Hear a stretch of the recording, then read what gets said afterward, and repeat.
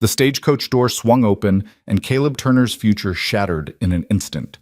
For 6 months, he'd waited for Clara Ashford, the mail-order bride who'd promised him companionship in the harsh western frontier. But the woman who stepped down wasn't wearing a wedding dress. She wore gun leather and carried death in her eyes. "Your bride's not coming," she said flatly. "And the men who want her dead think she's already here with you." Before Caleb could respond, 3 riders appeared on the ridge above town, watching, waiting. His quiet life had just ended. Stay with me until the end of this story. Hit that like button and comment what city you're watching from so I can see how far this tale has traveled. The August sun beat down on Red Mesa with the kind of heat that made men mean and horses irritable.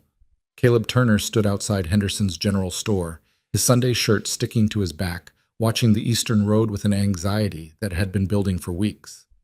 The stagecoach was late. Again. "She'll come, Caleb," old Henderson said from the doorway, tobacco juice staining his gray beard. "Woman gives her word, she keeps it. That's what you told me them letters said, wasn't it?" Caleb nodded, not trusting his voice. For 6 months, he and Clara Ashford had exchanged letters, his rough and honest, hers elegant and hopeful. She was a school teacher from Missouri, orphaned and alone.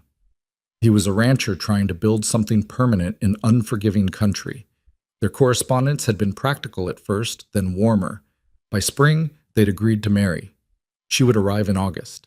It was now the 15th of August, and this was the 3rd coach she hadn't been on. The distant thunder of hooves pulled Caleb from his thoughts. Dust rose on the eastern road, and moments later the stagecoach came into view, the driver pushing the team harder than usual. Something was wrong. Caleb could feel it in his bones. The coach didn't slow gradually like it normally did. It came barreling into town and jerked to a stop outside the station with enough force to rock on its wheels. The horses were lathered, their eyes rolling white. "Trouble on the road," the driver shouted down to the station master. "Riders been following us since Copper Creek. Lost 'em in the canyon, but they're still out there." Caleb's stomach tightened. The door swung open, and for a heartbeat, hope flared in his chest. Then reality crashed down. The woman who emerged was not Clara Ashford. She was tall, nearly as tall as Caleb himself, with dark hair pulled back severely from a face that might have been beautiful if it weren't so hard. She wore men's riding trousers tucked into scuffed boots, a long coat despite the heat, and a gun belt with a well-maintained Colt revolver sitting low on her right hip. Her eyes swept the street with the practiced assessment of someone who expected trouble and knew how to handle it. Those eyes found Caleb and locked on. She walked toward him with purposeful strides. "Caleb Turner?" Her voice was low, controlled. "That's me." He tried to keep the disappointment from his voice. "You're not Clara." "No, I'm not." She reached into her coat and withdrew an envelope. "My name is Mara Vance. Clara sent me with this. You should read it now." Caleb took the letter, his hand suddenly unsteady. The handwriting was Clara's. He'd know it anywhere, but the paper was creased and stained as if it had been written in haste. "Dearest Caleb, I write to you in circumstances I never imagined when we began our correspondence. I am unwell, a fever that has taken hold these past 2 weeks, but that is not why I cannot come to you. There are men here, dangerous men, who believe I possess something that belonged to my father. They have made threats. They have watched my home. They have intercepted our letters. My father, before he died, held a silver claim in the Black Hills territory. I did not know its value until these men appeared, demanding I sign it over to them. The claim is not yet legally secured in my name, a matter of paperwork and presence before a county registrar. Without it properly filed, they can contest ownership, claim abandonment, or simply take it by force. They know about you, Caleb. They have read our letters. They know I plan to come to Red Mesa, to marry you and start fresh. They believe I am already there, hidden at your ranch, waiting to transfer the claim once I am safe. I am sending Mara Vance in my stead. She is a woman of rare capability and courage. Trust her, even if what she asks seems strange. She will draw their attention away from me while I secure the claim through proper legal channels. But I fear they will follow her to you. I fear I have brought danger to your doorstep. If you wish to walk away from this arrangement, I will understand. You sought a wife, not a war. But if you can offer Mara shelter for a short time, you may save my life. Yours in desperate hope." Clara Caleb read the letter twice, then looked up at Mara Vance. She was watching the ridge beyond town, where 3 riders had appeared, silhouetted against the bright sky. "Those men follow you?" Caleb asked. "They've been on my trail since Kansas City." Mara's hand rested casually near her revolver. "They're persistent, I'll give them that." "What did Clara promise you to do this?" For the first time, something flickered in Mara's hard expression. Not quite a smile, but close. "She didn't promise me anything. We're friends. When someone needs help, you help them. Simple as that." "Doesn't look simple to me." "No," Mara agreed. "It's not." The 3 riders on the ridge hadn't moved. They were just watching, making their presence known. Caleb felt the weight of every eye on the street turning toward him. Red Mesa was a small town. Everyone knew everyone's business. Everyone knew he'd been waiting for a mail-order bride. Now he was standing in the street with an armed woman while armed men watched from the hills. "My ranch is an hour north," Caleb said slowly. "North Ridge, they call it. Not much to it. A cabin, a barn, some grazing land. It's not fancy." "I don't need fancy. I need defensible." "It's that. Built the cabin myself 3 years back. Good sight lines. Fresh water from a creek that runs year-round. Nearest neighbor is 2 miles east." Mara nodded, her gaze still on the riders. "They won't make a move in town. Too many witnesses. But once we're on the open road..." She let the implication hang. "You're asking me to ride out there with you, knowing they'll follow.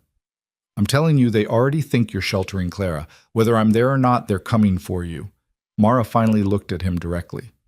"Difference is, with me there, you've got someone who knows how to shoot back." Henderson had stepped out onto the store's porch, along with several other townspeople. The sheriff, a weathered man named Dutch Keller, was making his way down the street toward them. This was about to become very public very quickly. "You got a horse?" Caleb asked. "In the stable. Gray mare, already saddled." "Get her. I'm at the hitching post by the saloon. We leave in 5 minutes before the sheriff gets here to ask questions I don't want to answer." Mara's expression shifted. Approval? Maybe respect. "Smart man." She turned and walked toward the stable with that same purposeful stride, leaving Caleb holding the letter and 1,000 questions. He glanced up at the riders on the ridge. One of them tipped his hat in a mocking salute. Caleb folded the letter carefully and tucked it into his shirt pocket, then walked to his horse. The roan gelding, Copper, nickered softly as Caleb untied him and swung into the saddle. His rifle was already in the scabbard. He never went to town without it. Living on the frontier taught you that much. Mara emerged from the stable mounted on a sleek gray mare that looked like it had some Morgan breeding. The horse was as road-worn as its rider, but it moved with a smooth, powerful gait. Mara had added a repeating rifle to her armament, the Winchester snug in a scabbard on her saddle. "Expecting a war?" Caleb asked. "Always," Mara replied. Sheriff Keller had almost reached them. "Turner, hold up there." "Can't stop now, Dutch," Caleb called back. "Got ranch work waiting." "That's not Clara Ashford," Dutch said, pointing at Mara. "Want to explain who this woman is and why she's armed like she's riding into a gunfight?" "She's a friend of Clara's. Clara's delayed. I'm offering hospitality. That's all you need to know." Dutch's eyes narrowed. "Those men on the ridge, they friends of yours too?" "Never seen them before in my life." "Then why do I get the feeling we're about to have trouble in my town?" Mara spoke up, her voice carrying across the street. "Because you're a smart sheriff, and you can read sign as well as any man. Those riders aren't here for the scenery, but they're your problem only if we stay. We leave, they follow us, and your town stays peaceful. Everybody wins." Dutch looked from Mara to Caleb to the riders on the ridge. His hand rested on his own gun belt, a gesture of uncertain authority. "This ain't over, Turner. Whatever trouble you're bringing back to that ranch, it better stay there." "That's the plan," Caleb said. He touched his spurs to Copper's sides, and the horse moved forward. Mara fell in beside him, and together they rode north out of Red Mesa. Behind them, the town watched in tense silence. Ahead of them, the riders on the ridge spurred their horses into motion. The chase had begun. The north road out of Red Mesa cut through scrub country, low hills covered in sage and creosote, with stands of juniper marking the dry washes. It was open country, which meant nowhere to hide and nowhere to take cover if shooting started. Caleb kept Copper at a steady trot, fast enough to eat up ground, but not so fast that it would exhaust the horse. They had an hour's ride ahead, and he needed Copper fresh if things went bad. Mara matched his pace easily. She sat her horse like she'd been born in the saddle, her body moving with the mare's rhythm, one hand resting lightly on the reins while the other stayed near her rifle. "How long have you known Clara?" Caleb asked after they'd ridden in silence for 10 minutes. 3 years. Met her in Dodge City when I was working security for a freight company. She was teaching at the schoolhouse there. Security? Caleb raised an eyebrow. That's an unusual line of work for a woman. Mara's laugh was short and bitter. I'm an unusual woman. My father was a marshal in Colorado Territory. He taught me to shoot before I could read. When he died, killed in the line of duty, I had 2 choices. Marry some man who'd want me meek and grateful, or make my own way. I chose the latter. And Clara? Clara's different, gentle, kind. The sort of person who believes the best in people even when they don't deserve it. Mara glanced over at him. She spoke highly of you in her letters, said you were honest and decent. She tell you what was in those letters, what we talked about? Some of it. Enough to know you weren't selling her false promises. You told her the ranch was hard work, that the winters were brutal, that loneliness was part of the bargain. Most men would have painted a prettier picture. Caleb shrugged. Didn't see the point in lying. Woman agrees to marry a stranger and travel 1,000 miles. She deserves the truth. That's what convinced her you were worth the risk. They rode on. Caleb kept checking behind them. The 3 riders were back there, maintaining a steady distance, close enough to track, far enough to avoid confrontation. They were professionals, patient and deliberate. Tell me about these men, Caleb said. The ones after Clara's claim. Mara's jaw tightened. The leader is a man named Victor Calloway. He runs a mining syndicate out of Denver, legitimate on the surface, but underneath it's all bribery, intimidation, and claim jumping. Clara's father, Thomas, found silver in the Black Hills. Good silver, a rich vein. He filed preliminary papers but died before he could complete the legal registration. Clara inherited the claim, but without proper documentation filed at the county seat, Calloway can contest it. Can't he just file his own claim on the same land? He tried. But Thomas was smart. He had witnesses, initial surveys, even some assay reports. Calloway's lawyers said it would be a fight that might draw federal attention. Easier to intimidate Clara into signing it over or make her disappear entirely. Caleb felt cold despite the heat. Make her disappear. Calloway doesn't leave loose ends. If Clara dies without heirs and without proper documentation, the claim becomes disputed territory. Calloway has enough lawyers and enough money to tie it up in court until everyone else gives up. Then it's his. So Clara needs to get to the county seat and file the papers herself. Exactly. But Calloway's men have been watching her. They intercepted your letters, figured out she was planning to come here. They probably think if she's away from home, she's vulnerable. Or they think you're helping her file the claim remotely, which is why they tracked me here. Caleb absorbed this. How sick is she really? Sick enough that traveling right now would be dangerous. The fever broke 3 days ago, but she's weak. Her friend Margaret is looking after her. Margaret's husband is a lawyer who's helping Clara with the documentation. Once she's strong enough, they'll make the trip to the county seat together, with enough witnesses that Calloway can't make a move without exposing himself. And your job is to keep Calloway's attention on you instead of her. That's the idea. I make a show of traveling to Red Mesa, let them follow me. Make them think Clara's plan is in motion. Keeps them chasing shadows while Clara gets the real work done. Dangerous plan. Mara's smile was grim. You have a better one?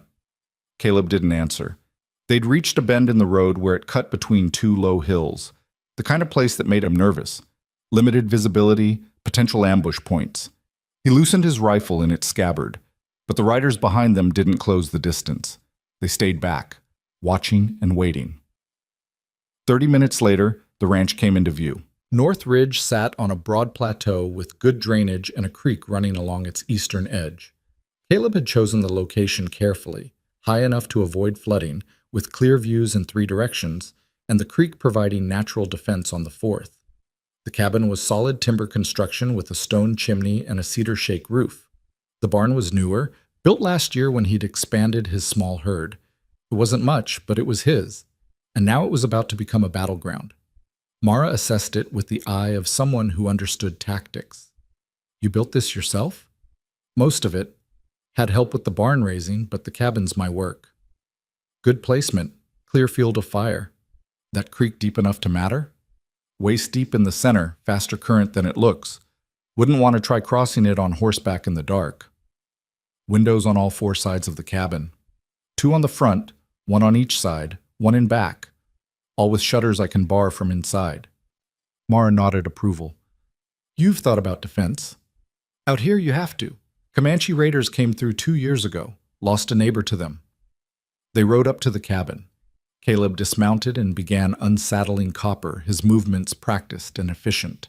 Mara did the same with her mare, but her attention was on the southern horizon, where the 3 riders had stopped on a distant ridge. They're not hiding anymore, she observed. No point. We know they're there. They know we know. Now it's just a question of when they make their move. You always this calm about impending violence? Caleb paused, running his hand along Copper's neck. I learned a long time ago that panic gets you killed. Fear's useful if it makes you careful. But panic? He shook his head. Panic makes you stupid. He led Copper into the barn, and Mara followed with her mare. The interior was dim and cool, smelling of hay and horse. Caleb's 2 other horses, a mare and a young gelding, nickered softly at the new arrivals.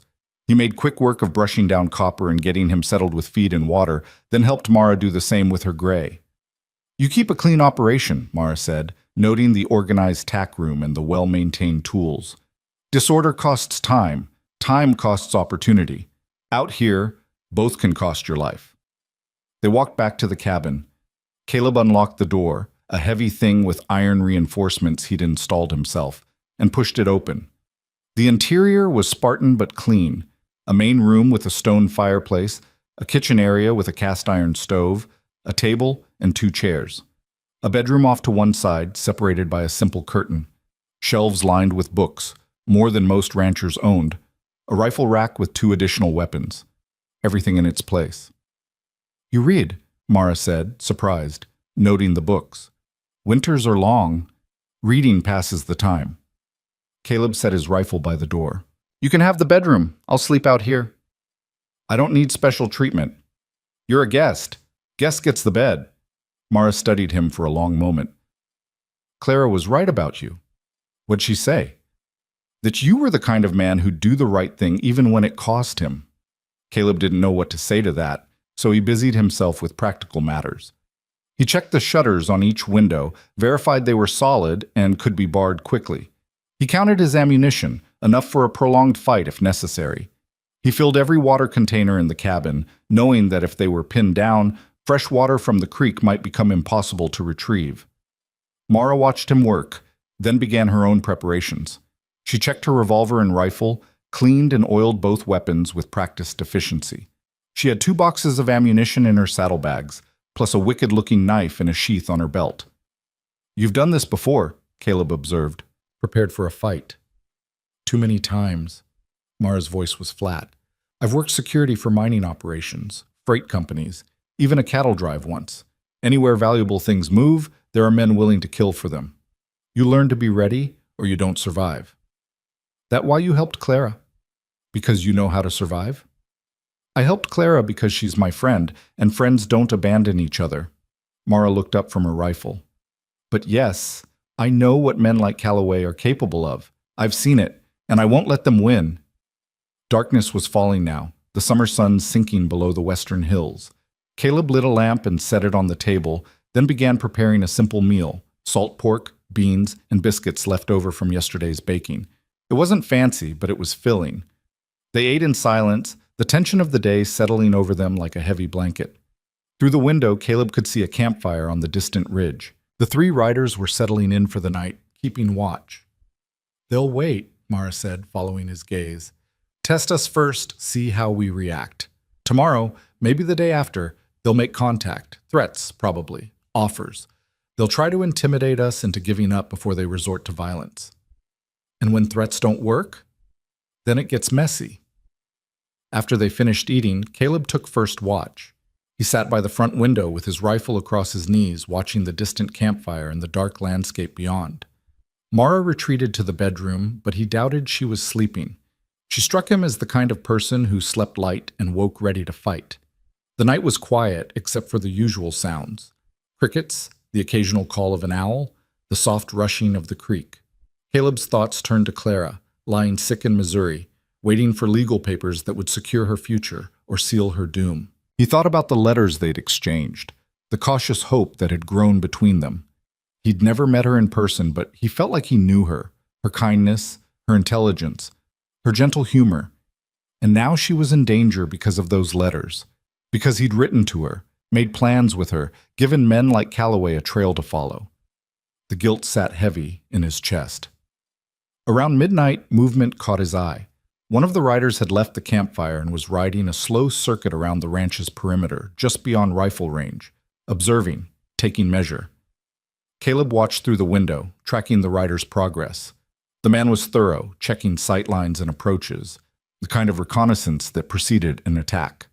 After an hour, the rider returned to the campfire, and everything went quiet again. Caleb woke Mara at 2 a.m. She emerged from the bedroom fully dressed, her revolver already on her hip. No grogginess, no hesitation. She took his place at the window while he lay down on the narrow bunk by the fireplace. He closed his eyes, but sleep was slow to come. When it finally did, he dreamed of silver veins running through black rock and of men with dark intentions riding through the night. Morning came with deceptive peace. Caleb woke to find Mara already up, coffee brewing on the stove.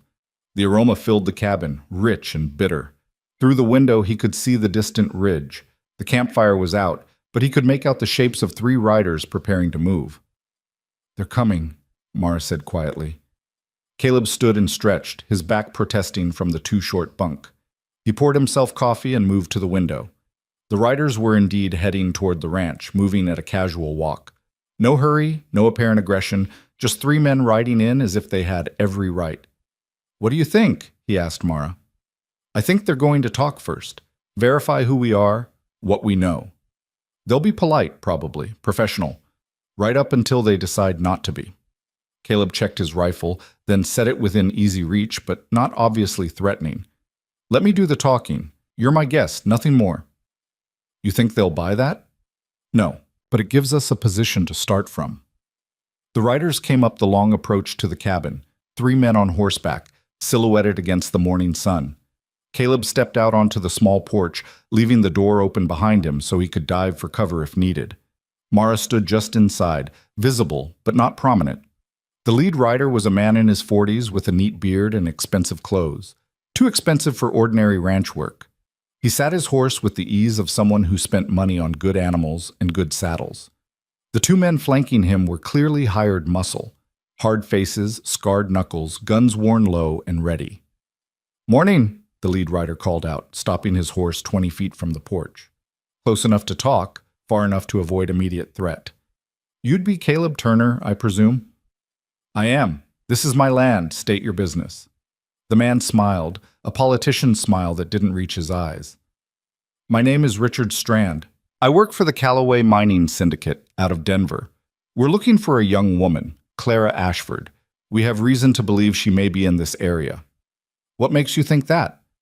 "Correspondence," Strand said smoothly. "Letters between Miss Ashford and yourself. Arrangements for marriage, if I'm not mistaken." Caleb kept his face neutral. "Letters are private business." "Normally, yes, but when those letters involve disputed property and potential fraud, they become a matter of business interest. The Calloway Syndicate has a legitimate claim to certain mineral rights that Miss Ashford is attempting to usurp through improper channels." "That's a lot of fancy words to say you're claim jumpers." Strand's smile thinned. "Mr. Turner, I can see you're a straightforward man. So let me be equally direct. Miss Ashford's father held preliminary rights to a silver claim in the Black Hills. Those rights were never properly secured before his death. Mr. Calloway has invested considerable resources into preparing that land for extraction. Miss Ashford's attempt to assert ownership is interfering with legitimate business operations. If it's so legitimate, why are you here instead of in a courtroom? Because courtrooms are expensive and time-consuming for everyone involved. We're prepared to offer Miss Ashford fair compensation for her cooperation. But first, we need to speak with her. Caleb crossed his arms. She's not here. Strand's eyes flickered to the cabin, where Mara stood watching. Is that so? Then who's the woman inside? A friend, from back east, here visiting. Visiting. Strand's tone made it clear he didn't believe a word. Mr. Turner, I'm trying to handle this situation civilly, but my employer is not a patient man. If Miss Ashford is on this property, it would be in everyone's best interest for her to come out and have a conversation. We can resolve this matter peacefully. And if she's not here? Then I suppose we've wasted a trip. Strand's hand rested casually on his saddle horn, close to the rifle stock. But I'll be honest with you, we've tracked her movements from Kansas City. She took a stagecoach to Red Mesa. Someone matching her description arrived yesterday. That same person rode out here with you. The mathematics aren't complicated. Mara stepped out onto the porch, moving to stand beside Caleb. I'm Mara Vance. Clara Ashford is my friend, but I'm not Clara. You've been following the wrong woman. Strand studied her with cold assessment. Miss Vance, your reputation precedes you. You've worked security for several operations that have conflicted with Calloway interests. Seems like your boss makes a lot of enemies. He makes a lot of money. Sometimes those two things go together. Strand shifted in his saddle. If you're truly not Clara Ashford, then I apologize for the misunderstanding. But you'll forgive us for being thorough. Mr. Calloway would like certain assurances. Assurances of what? Caleb asked. That Miss Ashford is not using Mr. Turner here as a front to establish residency in Colorado territory, which would give her standing to file claims in this jurisdiction. That she is not attempting to transfer the disputed property through marriage or other legal mechanisms. That this entire arrangement isn't a scheme to defraud the Calloway syndicate of its rightful interests. You've got a creative imagination, Mara said. I have a suspicious mind. It keeps me employed. Strand's eyes were flat and dangerous. Here's what's going to happen, Mr. Turner. My associates and I are going to make camp nearby. Just for a few days. We'll keep an eye on things, make sure everything is as you say. If Clara Ashford doesn't appear, if no suspicious activity occurs, we'll move on and leave you to your ranching. But if we discover you've been lying to us, if Miss Ashford is here, or if she makes contact, then we'll have a different conversation, a less pleasant one. You're threatening me on my own land. I'm stating facts. The Calloway Syndicate protects its investments vigorously. We'd hate for anything unfortunate to happen to your ranch, Mr. Turner. Fires are so common out here, stampedes, accidents. It would be tragic if you lost everything you've built because you chose to involve yourself in matters that don't concern you. Caleb's hand moved toward his rifle, but Mara's hand on his arm stopped him. She was right. 3 against 2 in open ground was bad odds, and shooting these men would only bring more. You've said your piece, Caleb said, his voice hard. Now get off my property. Strand smiled that empty smile again. We'll be nearby if you need us. Good day, Mr. Turner. Miss Vance. The 3 riders turned and walked their horses back down the approach road. Caleb and Mara watched them ride to a spot. About half a mile south, on a rise with clear sight lines to the cabin. There, they began setting up a more permanent camp, tents, cooking gear, horses picketed to graze. They were settling in for a siege. Well, Mara said quietly, that went about as expected. They know you're not Clara. They suspect I'm not Clara, but they're not certain. And even if they are, they think I'm the connection to her. They'll watch us, wait for her to make contact or for us to make a move. Caleb turned to look at her.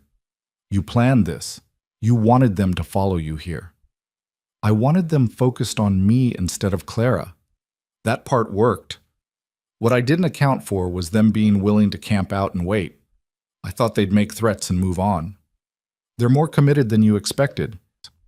Which means the claim is worth more than Clara realized, or Calloway wants it for reasons beyond just silver.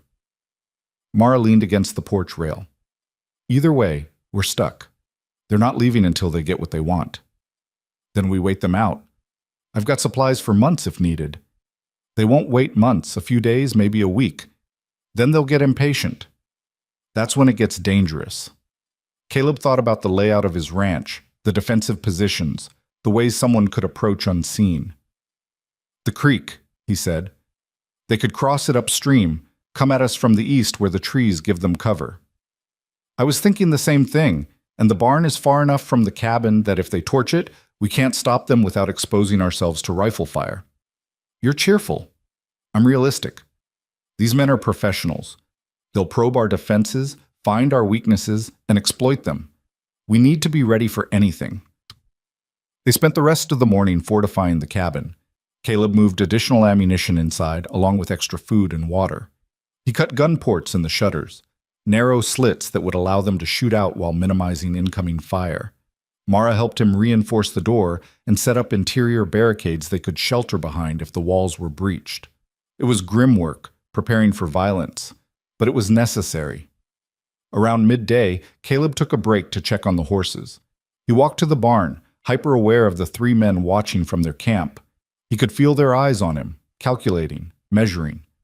Inside the barn, Copper and the other horses were restless, sensing the tension. "Easy," Caleb murmured, running his hand down Copper's neck. "Just a bit of trouble, that's all. We'll get through it." Copper snorted, not convinced. Caleb was checking the mare's hooves when he heard the footsteps. He turned to find Mara in the barn doorway, silhouetted against the bright afternoon sun. "They're moving," she said. Caleb straightened. "What?" "One of them rode out an hour ago, heading east. The other 2 are breaking camp. I think they're relocating." They hurried back to the cabin. From the front window, Caleb could see that Mara was right. The camp on the southern rise was being dismantled. The 2 remaining riders were packing with efficient speed. "Where's the 3rd man?" Caleb asked. "That's what worries me." They watched as the 2 riders finished packing and mounted up.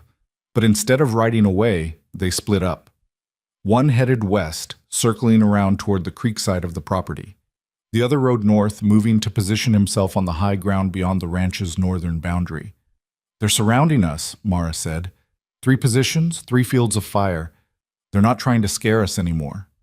They're setting up for an attack." "Yes." Caleb checked the angle of the sun. 3, maybe 4 hours of daylight left. "They'll hit us at dusk when the light's bad and we can't see them clearly." "That's what I'd do." Mara moved to the side window, tracking the western rider's progress. "We need to decide now. Do we ford up here and try to hold them off, or do we make a run for town?" "Town's an hour away. We'd be exposed on the road, easy targets, and if we run, we leave everything I've built here to be destroyed. If we stay and they overwhelm us, we're dead." "They're not overwhelming anything." Caleb's voice was hard. "This is my land, my home. I didn't build it to abandon it at the first sign of trouble." Mara looked at him with something like respect. "Then we fight. We fight." They spent the next hour in focused preparation. Caleb distributed their weapons strategically, rifles at windows covering different approaches, revolvers kept close for backup. They moved furniture to create better defensive positions and cleared anything that could catch fire away from the exterior walls. Mara proved to be not just competent, but expert. She'd clearly done this before, defending against attackers. She showed Caleb how to set up crossfire positions, how to use the cabin's corners to maximum advantage, how to minimize exposure while maintaining good sight lines. "You learned this in the cavalry?" Caleb asked. "Learned it staying alive. After my father died, I worked some rough jobs, guarding gold shipments through Apache territory, protecting surveying camps from claim jumpers. You pick things up or you don't survive."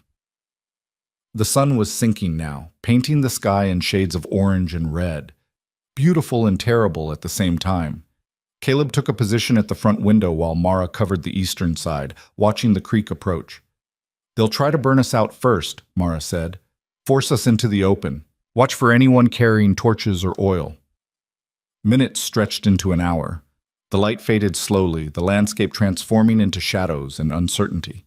Caleb's eyes strained against the gathering darkness, searching for movement. Then he saw it. A flash of light on the western ridge. A signal. "Here they come," he said quietly. 3 riders emerged from different directions, converging on the cabin. They weren't charging in blind, they moved with tactical precision, using terrain for cover, presenting minimal targets. Professional soldiers would have done it better, but not by much. Caleb raised his rifle, sighting down the barrel at the nearest rider. His finger rested on the trigger, waiting. Not yet. Not until they committed to the attack. The rider from the west broke first, spurring his horse into a gallop toward the barn. He carried something in his hand, a torch, flames licking up into the darkening sky. "Barn's the target," Mara called out. Caleb tracked the rider, leading him by a fraction. The range was long, maybe 200 yards. A difficult shot on a moving target in failing light. But Caleb had been shooting since he was 12 years old. He knew his rifle, knew the way it pulled slightly left, knew how to compensate. He exhaled slowly and squeezed the trigger. The rifle's report cracked across the evening air. The rider jerked in his saddle, the torch falling from his hand. He didn't fall. Caleb had aimed for center mass but hit shoulder or arm, but he wheeled his horse and retreated, the attack broken. Instantly, gunfire erupted from the other two positions. Bullets slammed into the cabin's log walls, splinters flying. One round punched through a window shutter, sending fragments of wood across the room. Caleb ducked behind cover as Mara returned fire from the eastern window, her Winchester barking 3 times in rapid succession. One of the attacker's horses screamed and went down, throwing its rider. "Got one dismounted!" Mara shouted. The assault was furious but brief. Without the element of surprise, and with one man wounded and another unhorsed, the attackers had lost their advantage. The 2 mounted men retreated to cover while the unhorsed man scrambled behind a low rise, pinned down by Mara's covering fire. Silence fell, broken only by the ringing in Caleb's ears and the harsh sound of his own breathing. "You hit?" Mara asked, not looking away from her window. "No, you?" "Fine." That was their opening move. They'll regroup and try something else. Caleb reloaded his rifle with practiced movements, his hands steady despite the adrenaline coursing through him. The wounded rider had made it back to safety, but he'd be bleeding and potentially out of the fight. The unhorsed man was still pinned down, unable to retreat without exposing himself. "The one behind the rise," Caleb said. "He's trapped there until full dark. Thinking what I'm thinking? If we can capture one of them, we might get information, or use him as leverage. Risky. The other 2 will be watching for exactly that. Everything about this is risky." They waited as darkness completed its fall over the ranch. The pinned man didn't move, smart enough to know that any attempt to retreat would draw fire. But as the minutes passed and the shadows deepened, he'd have to make a choice: stay pinned down all night, or risk a run for freedom. The moon rose, nearly full, flooding the landscape with pale silver light. Good for visibility, bad for stealth. The pinned man would have to move soon or commit to a long, cold night without cover or supplies. Movement flickered on the northern ridge, one of the other riders trying to get into position to provide covering fire. Mara tracked him with her rifle but didn't shoot, conserving ammunition. "He's gonna run," she said softly. "When he does, wound him if you can. We need him alive to talk." Caleb nodded, centering his rifle on the low rise where the man hid. His finger rested lightly on the trigger, ready but patient. The man broke suddenly, sprinting north in a zigzag pattern. Caleb tracked him, led him, and fired. The shot went high, kicking up dirt beyond the running figure. Caleb worked the lever, chambered another round, fired again. This time the man stumbled but kept running, disappearing into the darkness beyond the range of accurate shooting. "Damn," Caleb muttered. "Can't win them all. But we held them off. They know now that we're not easy targets." "What's their next move?" "They'll wait for reinforcements or wait us out. Either way, this isn't over." Caleb settled in for a long night, his rifle across his knees, watching the darkness beyond his windows. Somewhere out there, 3 men were nursing wounds and planning their next attack. And beyond them, in Missouri, Clara Ashford was working to secure the legal claim that would end this nightmare. If she succeeded. If she lived long enough to try. The night was young, and the war for Northridge had only just begun. The moon hung high and bright, turning the landscape into a study of silver and shadow. Caleb remained at the front window, his rifle barrel resting on the sill, watching for movement that never came.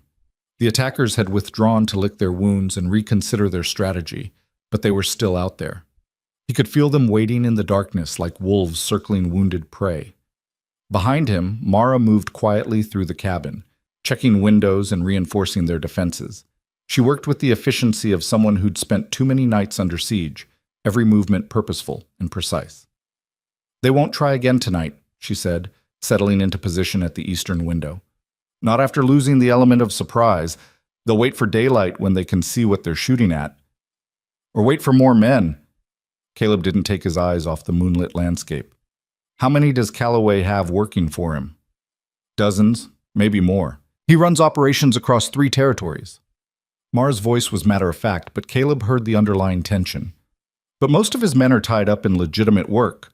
Mine security, freight protection. The ones doing his dirty work are a smaller group. Strand and maybe a half-dozen others who don't mind crossing legal lines. 3 came here. How many are left? If we're lucky, none. If we're not, 3 or 4 more. She paused. And Calloway himself, though he rarely gets his hands dirty directly. Caleb absorbed this information, calculating odds and options. 3 against 2 was manageable. 6 against 2 was survival odds. More than that, and they'd need a miracle or reinforcements of their own. Town's an hour away, he said, thinking aloud. If we could get word to Sheriff Keller, he could bring deputies. Make this official law business instead of a private war. You think Keller would help? He didn't seem eager to get involved when we left Red Mesa. Dutch is cautious, but he's honest. He won't stand by and watch murder happen in his jurisdiction. Problem is getting a message to him without leaving this cabin undefended. They fell silent, each absorbed in their own thoughts. The night stretched on, measured in heartbeats and shallow breaths. Around 2 a.m, Caleb heard the distant sound of horses moving, not approaching, but circling wide around the property. Scouts, maybe, or men repositioning for tomorrow's assault. Hear that? He asked quietly. 2 horses, maybe 3, moving east toward the canyon road. Mara's hearing was as sharp as her shooting. They might be bringing in those reinforcements we were worried about, or leaving to report back to Calloway that we're more trouble than expected. We should be so lucky. Dawn came slowly, the eastern sky lightening from black to deep blue to pale gold. Caleb's eyes burned from lack of sleep, but he didn't dare rest. Not yet. Not until he knew what the new day would bring. As the sun cleared the horizon, he got his answer. 4 riders approached from the south, moving at an easy walk. The 3 from yesterday, Strand and his 2 associates, one with his arm in a makeshift sling, plus a 4th man Caleb didn't recognize. This newcomer was older, maybe 50, with gray hair and a face carved from granite. He sat his horse with military bearing, and even at a distance, Caleb could see the hardness in him. "That's Jackson Pike," Mara said, her voice tight with recognition. "Calloway's chief enforcer. If he's here, things just got worse." "You know him?" "I know of him. He was a cavalry officer during the border conflicts, cashiered out for excessive brutality against civilians. Since then, he's worked for whoever pays best. He's smart, he's ruthless, and he doesn't fail." The 4 riders stopped at the same spot where Strand had positioned himself yesterday, just beyond rifle range. Pike dismounted and walked forward alone, his hands visible and empty, the universal signal for parley. "He wants to talk," Caleb said. "It's a trap." "Maybe. But if we don't hear him out, we won't know what they're planning." Caleb stood, his muscles protesting after a night of tension. "Cover me from the window. If shooting starts, take Pike first." "Caleb, I'm not giving up my ranch without at least knowing what they want." Mara's jaw tightened, but she nodded. "Keep your rifle visible. Don't let him get close enough to grab you."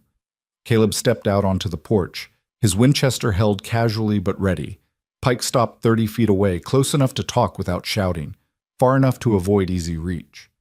In the morning light, Caleb could see the man's eyes, pale blue and empty of warmth, a killer's eyes that had seen too much death and felt nothing about it.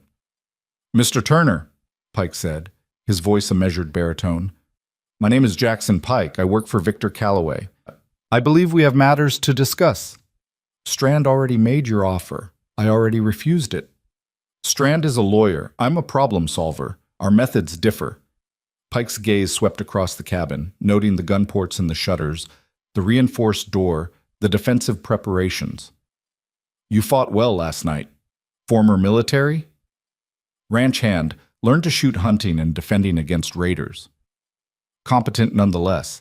And your companion, Miss Vance, she has quite the reputation. Killed 3 men in Dodge City who tried to rob a freight shipment she was guarding. Wounded 2 more in Denver when claim jumpers attacked a surveying camp. She's a formidable woman." Get to the point, Pike. The point is this. You're outnumbered and outgunned. We can bring 20 men here if needed. You've made your gesture of defiance, proved you're not easily intimidated. That's admirable. But continuing this fight serves no purpose except getting you both killed. You're here to threaten me. I'm here to offer you a way out that doesn't end in a pine box. Pike's expression didn't change, but something shifted in his stance, a subtle relaxation that made him somehow more dangerous, not less. Mr. Calloway is a reasonable businessman. He doesn't want bloodshed. He wants Clara Ashford and the legal documents she possesses regarding the Silver Creek claim. That's all. She's not here. So you've said, but we both know Miss Vance is here as her proxy. She's carrying something, letters, deeds, maybe even Clara herself hiding in that cabin. Mr. Calloway is willing to pay for cooperation.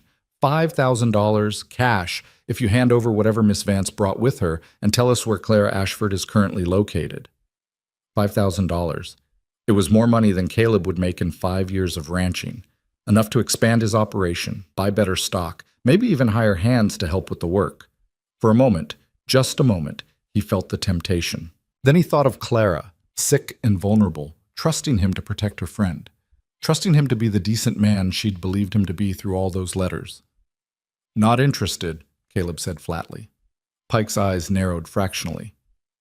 You're making a mistake. That's my business. No, Mr. Turner, it's mine. Because when you refuse reasonable terms, I'm authorized to use unreasonable methods. Pike gestured toward the 3 men waiting behind him. We'll give you until noon to reconsider. After that, we start burning. First the barn, then the outbuildings, then the cabin itself. We'll smoke you out like rabbits and take what we want from the ashes. You'll have to kill me first. If necessary. Pike's voice held no emotion, just statement of fact. I've killed better men for worse reasons. Don't make this personal, Turner. It's just business. Everything's personal out here. This ranch is my life's work. You threaten to burn it, you threaten me. Then defend it. Pike turned and walked back toward his horse with unhurried confidence. You have until noon. Choose wisely. Caleb watched him mount up and ride back to join the others. The 4 men set up a proper camp this time. Tents, cooking fire, horses picketed in a secure line. They were settling in for a sustained operation, professional and methodical. When Caleb returned to the cabin, Mara was reloading her rifle, her movements sharp with controlled anger. $5,000, she said. That's what he offered? You heard? Window was open. I heard everything. She snapped the rifle closed with more force than necessary. That's actually insulting. Clara's claim is worth 10 times that amount, maybe more. So they're lowballing because they think we're desperate or stupid. Both probably. Mara moved to the front window, studying the enemy camp. Pike's a professional. He won't make empty threats. When noon comes, he'll start burning, and he won't stop until we're dead or surrendered. Caleb checked the angle of the sun, maybe 3 hours until noon. 3 hours to decide whether to stand and fight against impossible odds or abandon everything he'd built and run like a coward. There might be another option, Mara said slowly, her gaze still fixed on the distant camp. A long shot, but better than waiting here to die. I'm listening. The county seat is a day's ride east. If we could get there, we could file a complaint with the federal marshal. This isn't just claim jumping anymore. It's armed assault, arson, attempted murder. Federal crimes that would bring real law enforcement down on Calloway's entire operation. And how do we get there with 4 armed men watching our every move? We don't both go. One of us creates a distraction, draws them off. The other rides hard for town. Mara turned to face him. I'll be the distraction. You make the run. No. Caleb, think about it. You know this country better than I do.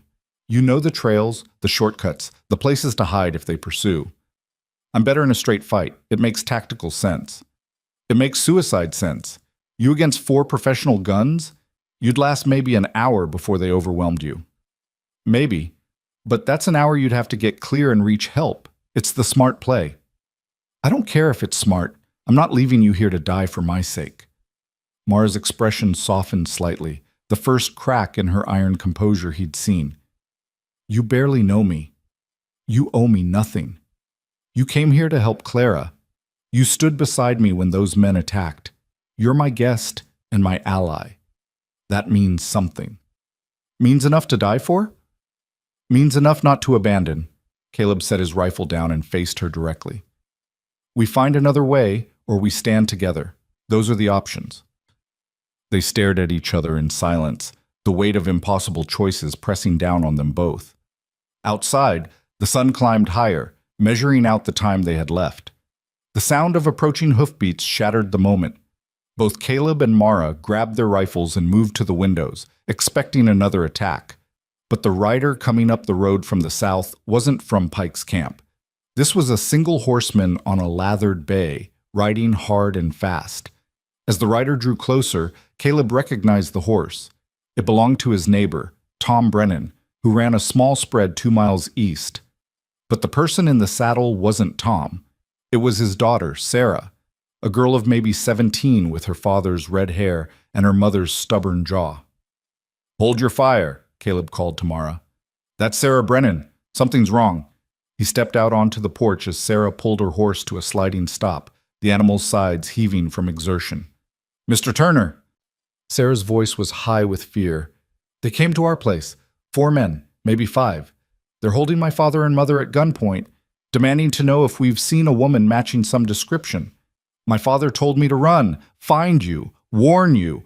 "Slow down," Caleb said, his mind racing. "When did this happen?" "An hour ago, maybe less.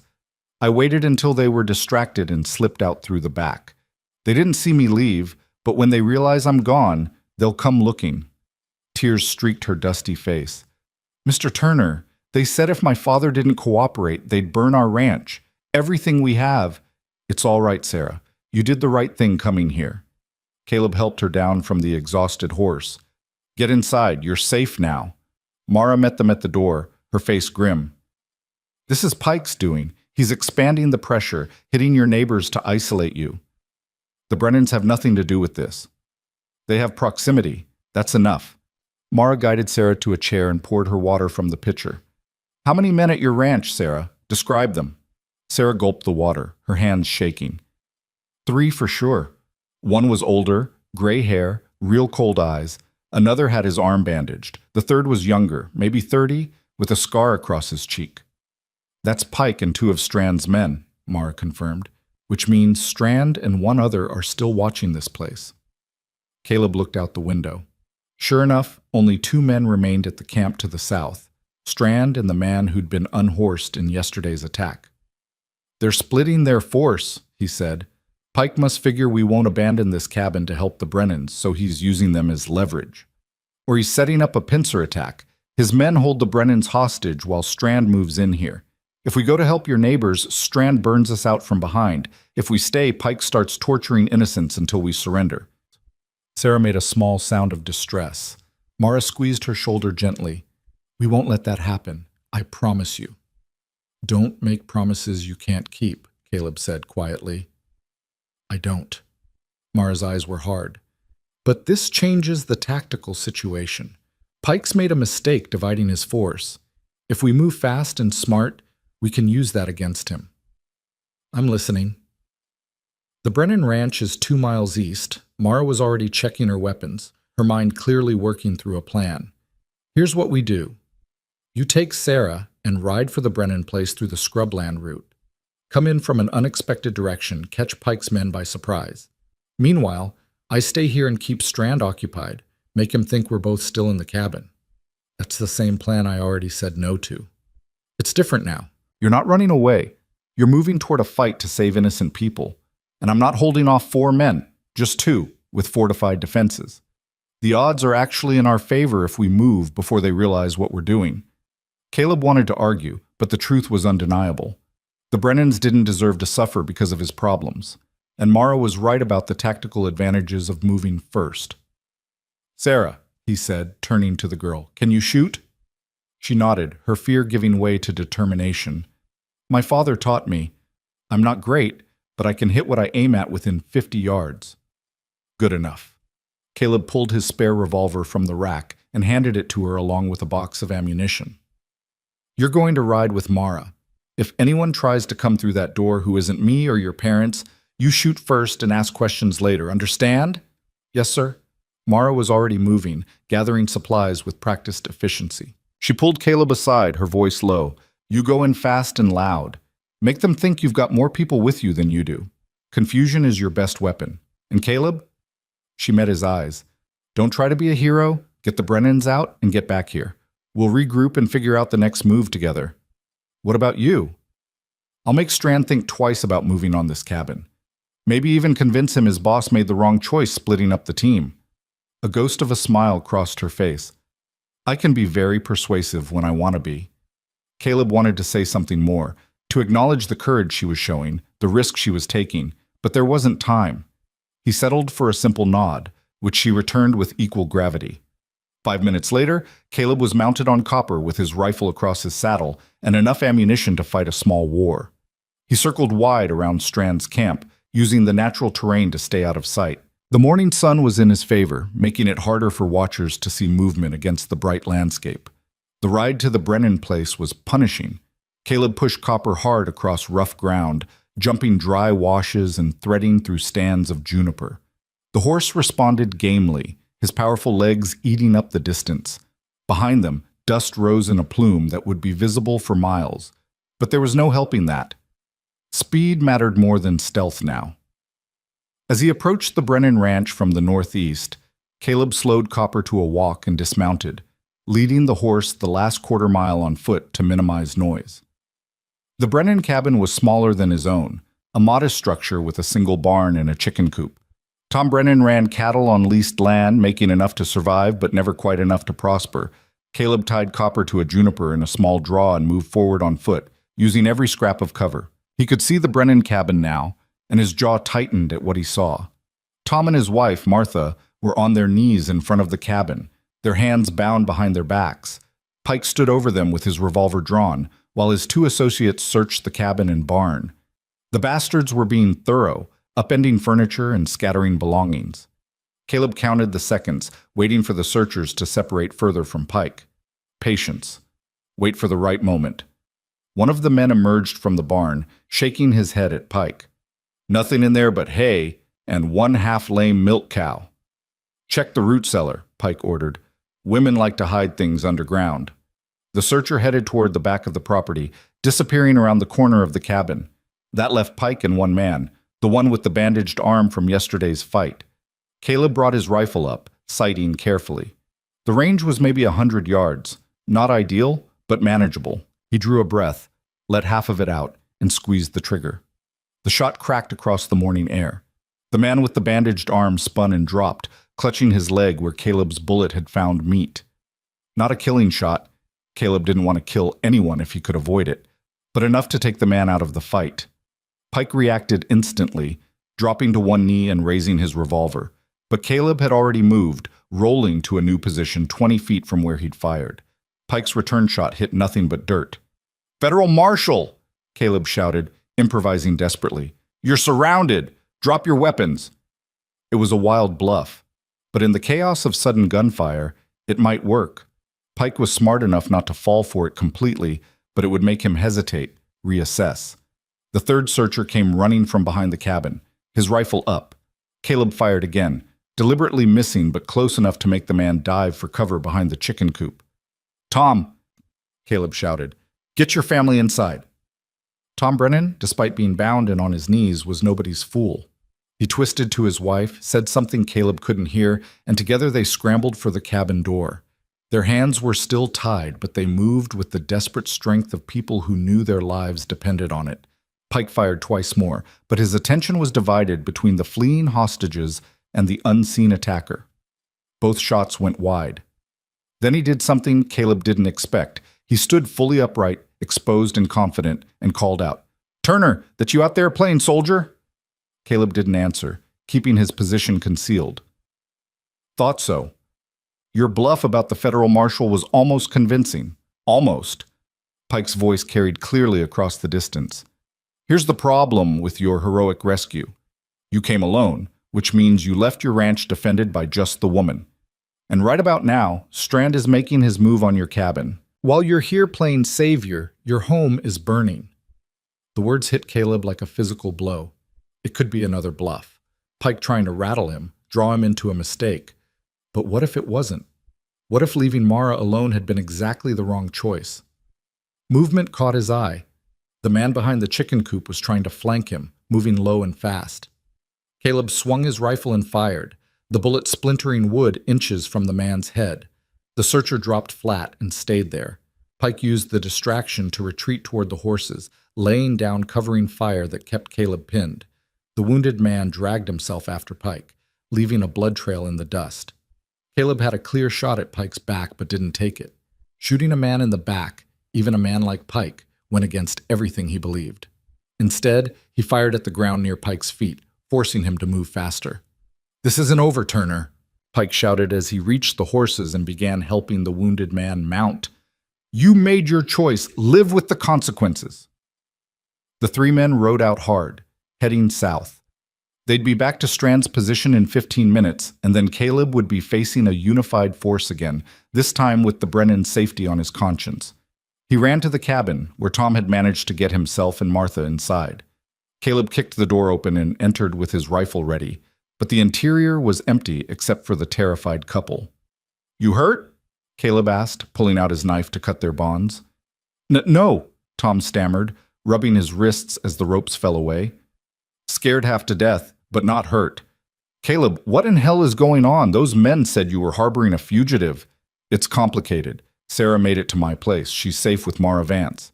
Caleb moved to the window, scanning for threats. "Listen to me, Tom. You and Martha need to leave. Right now. Ride to Red Mesa, stay with friends or at the hotel. Don't come back here until this is settled." "Leave our home? Our stock?" "Your home won't matter if you're dead. These men are serious, and they're willing to kill. Please, Tom. For Martha's sake, for Sarah's sake, just go." Martha grabbed her husband's arm. "He's right, Tom. These men were going to kill us. I saw it in their eyes." Tom looked from his wife to Caleb to the ransacked interior of his cabin. Slowly, he nodded. "All right, we'll go. But Caleb, are you going to be all right?" "I'll manage. Just take care of your family." Caleb helped them saddle two horses and watched them ride south toward the main road, moving fast. With them gone, at least that weight was off his shoulders. But Pike's words echoed in his mind. "While you're here playing savior, your home is burning." He mounted Copper and turned the horse north, back toward his ranch. The ride back was even harder than the ride out, Caleb pushing the gelding to the edge of endurance. His mind conjured terrible images. The cabin in flames. Mara lying wounded or dead, everything he'd built reduced to ash. When his ranch came into view over the final rise, his heart stopped. Smoke was rising from behind the cabin. Not the thick black smoke of a structure fire, but lighter gray. Something smaller burning. The barn, maybe. Or the outbuildings. Caleb urged Copper to greater speed, the horse's hooves thundering across the hard ground. As he got closer, he could see figures moving near the cabin, too far to identify, but engaged in some kind of confrontation. A gunshot cracked out, then another. Caleb's blood ran cold. He came in from the east, the direction Pike's men wouldn't be watching for, and dismounted while still 100 yards out. Leaving Copper ground-tied, he moved forward on foot with his rifle ready. The scene that resolved itself was both better and worse than he'd feared. The cabin still stood, intact and whole. But the small equipment shed 30 yards from the main structure was blazing, the fire clearly deliberate. Mara was at the cabin's front window, her rifle barrel poking through a gun port. Strand and his associate were taking cover behind a low stone wall Caleb had built last year to mark the property line. As Caleb watched, Strand raised a torch, cloth wrapped around a stick and soaked in what was probably lamp oil, and prepared to throw it toward the cabin. Caleb didn't hesitate. He brought his rifle up and fired in one smooth motion. The torch exploded in Strand's hand, burning oil spattering across his arm and chest. Strand screamed and dropped, rolling frantically to extinguish the flames. The second man spun toward Caleb, bringing his own rifle to bear, but Mara's Winchester barked from the cabin window. The man jerked and went down, clutching his shoulder. "Cease fire!" Caleb shouted, running forward. "It's over!" Strand had extinguished the flames on his clothing, but his right hand was badly burned and pain twisted his features. His associate was down but conscious, blood seeping through his fingers where they pressed against his shoulder wound. Caleb approached cautiously, keeping his rifle trained on both men. Neither appeared to have any fight left in them. Strand's revolver lay 3 feet away where he'd dropped it when the torch exploded. The other man's rifle had fallen when Mara shot him. "Don't move," Caleb ordered.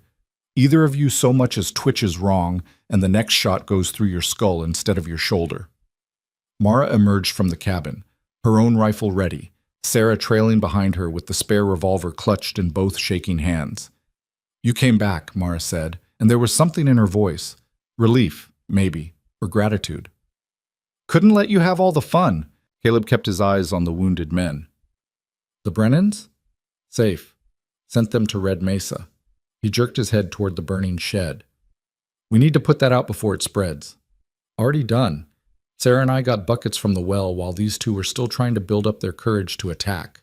Fire's contained, it'll burn itself out without spreading." Caleb assessed the situation. The shed was a loss, but it was just tools and spare lumber, nothing critical. The cabin and barn were intact, and now they had 2 prisoners who might be convinced to talk.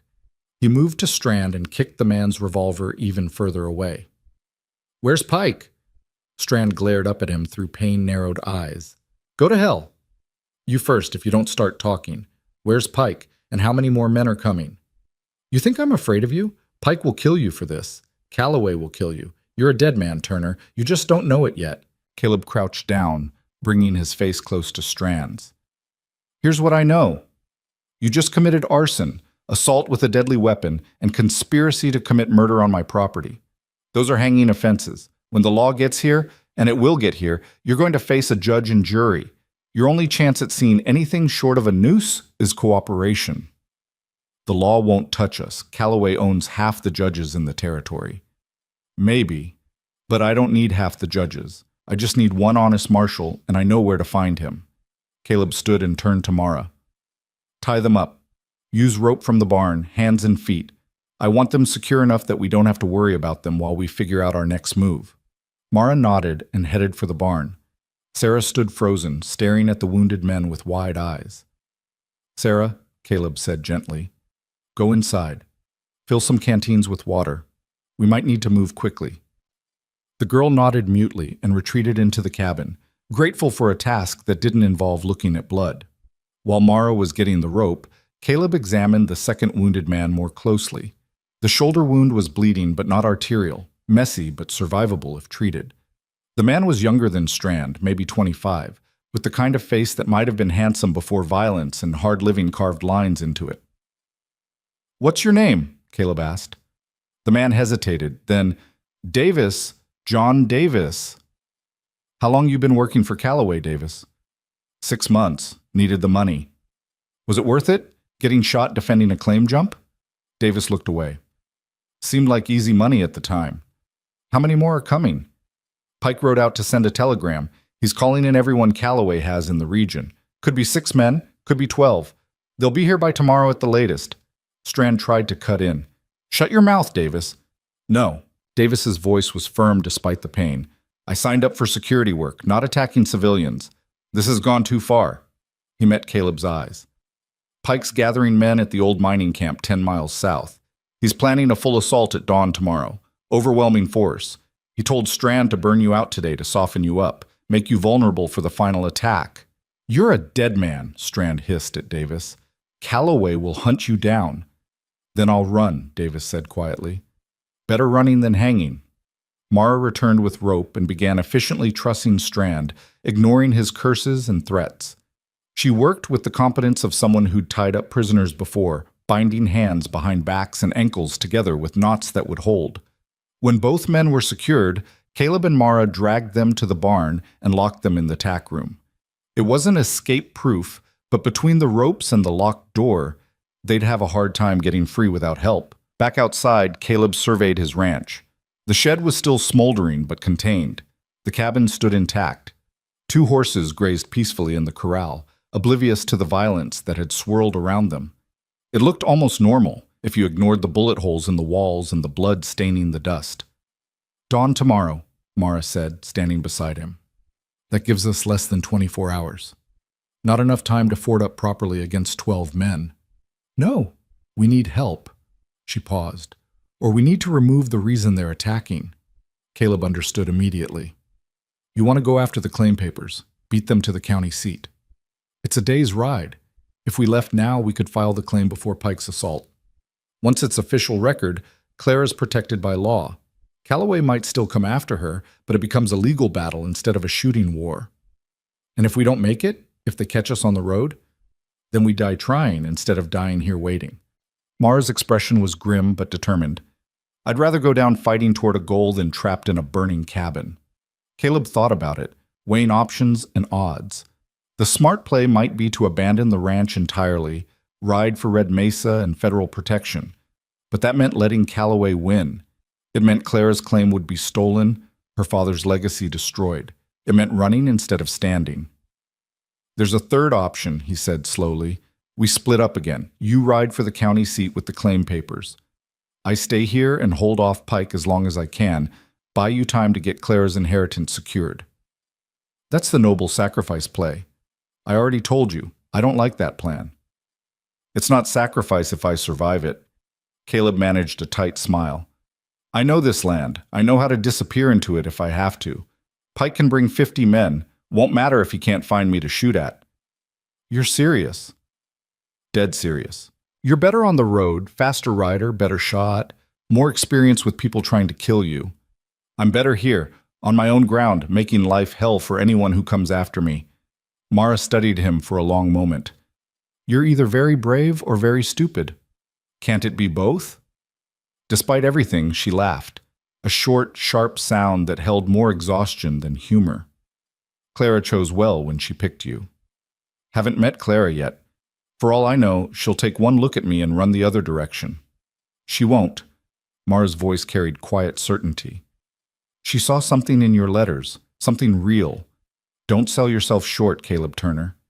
The moment stretched between them, heavy with unspoken things.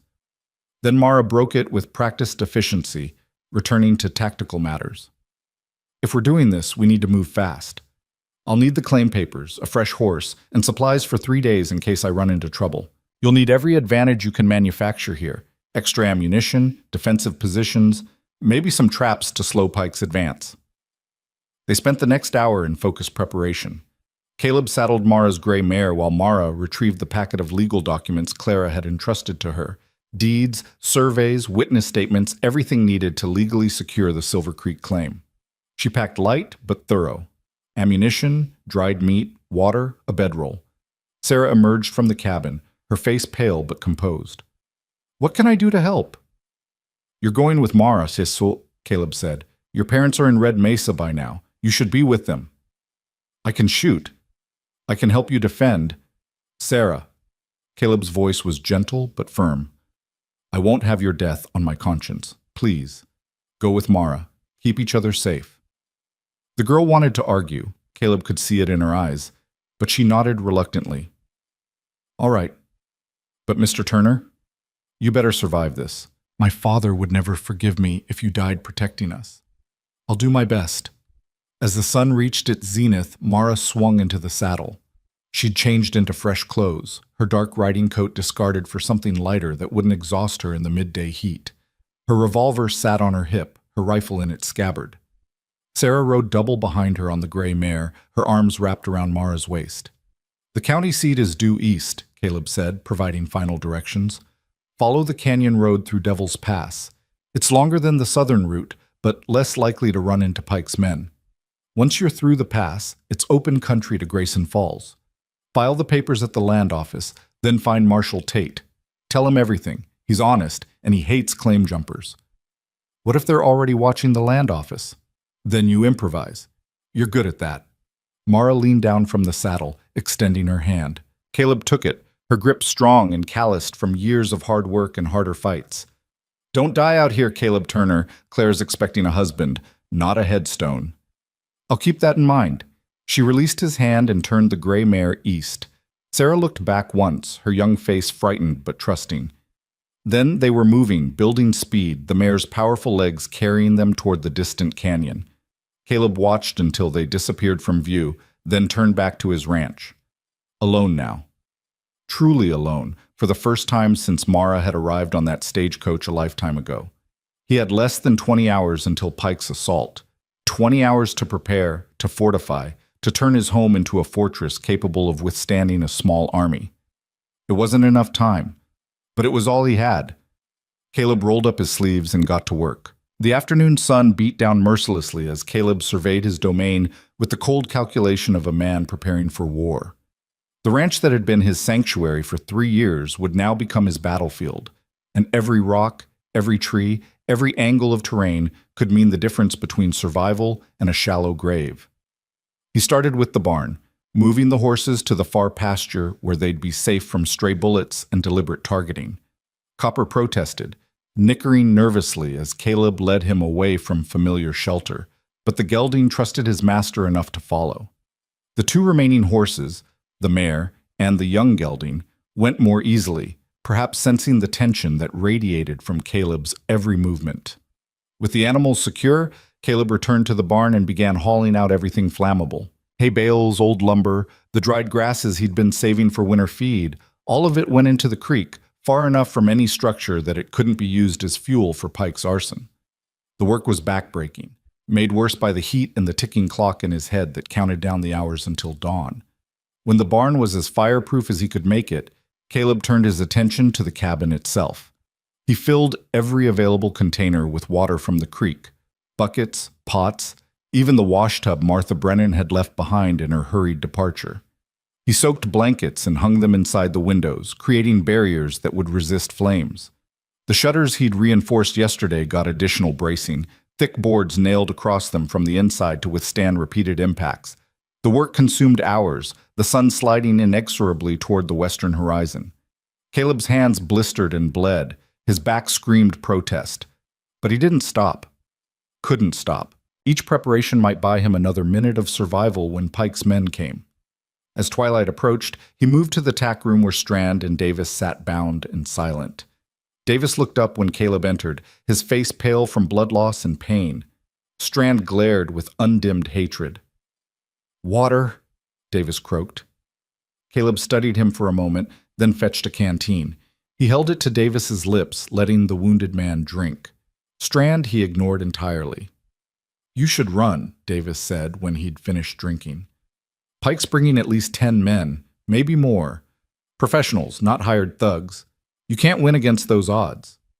"Maybe not, but I can make them pay for every inch of ground." "Why? For a woman you've never met? For land that'll be yours, whether you're alive or dead?"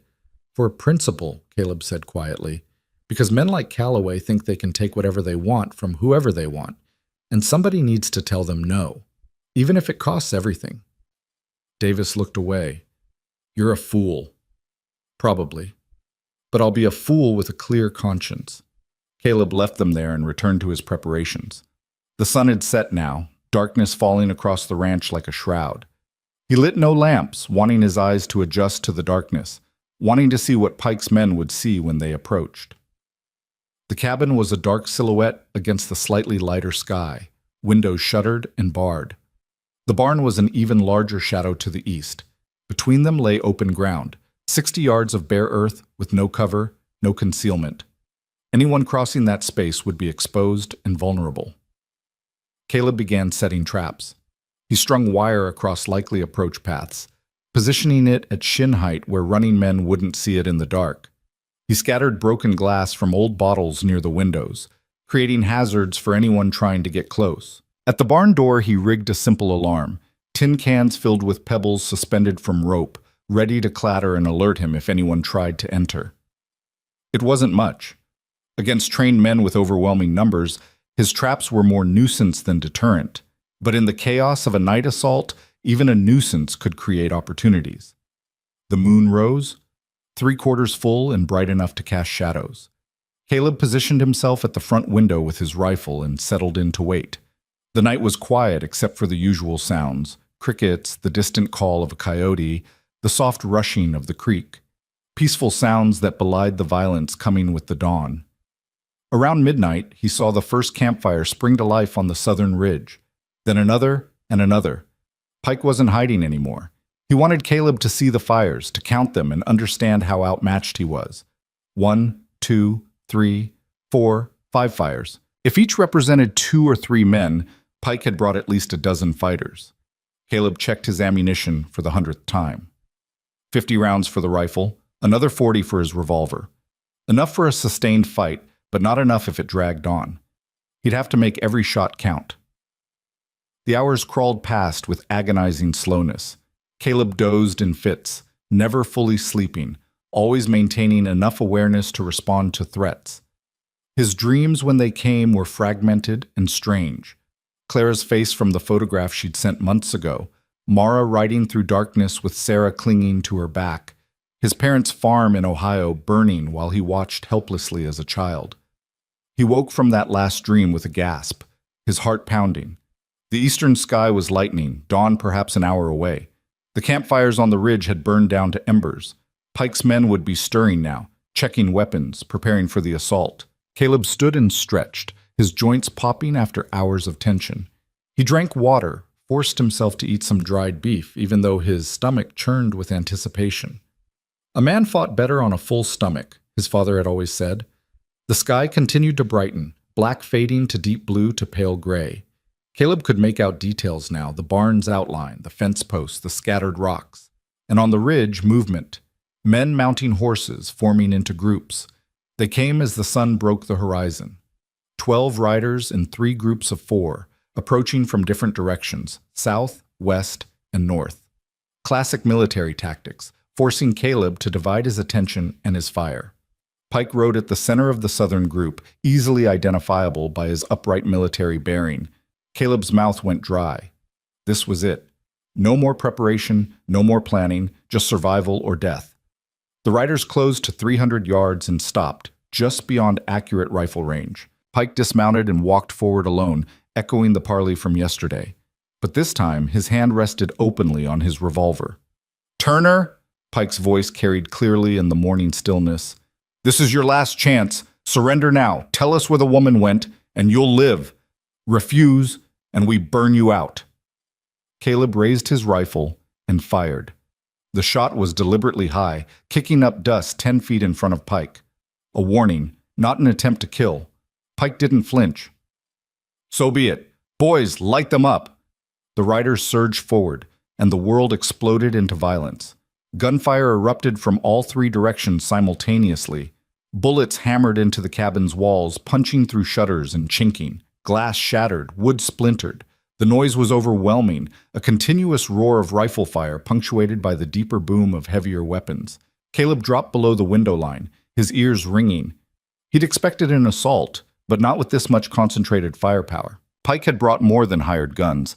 These were men who knew how to lay down suppressing fire, to advance under covering volleys. He rose just enough to sight through his gun port and fired at the western group, now closing to 100 yards. His bullet caught one rider's horse, and the animal went down screaming. The rider rolled clear but had to scramble for cover, temporarily out of the fight. From the north, 2 riders broke away from their group and charged directly at the cabin, firing revolvers as they came. Caleb shifted position, bringing his rifle to bear on the eastern window. He fired twice in rapid succession. The first shot missed, but the second caught the lead rider in the chest. The man toppled backward out of his saddle, and his horse veered away in panic. The second rider kept coming, undeterred by his companion's death. He was 20 yards out when one of Caleb's tripwires caught him. The horse stumbled, throwing its rider forward. The man hit the ground hard and didn't move, but the distraction cost Caleb. While he'd been focused on the northern assault, the southern group had advanced to within 50 yards.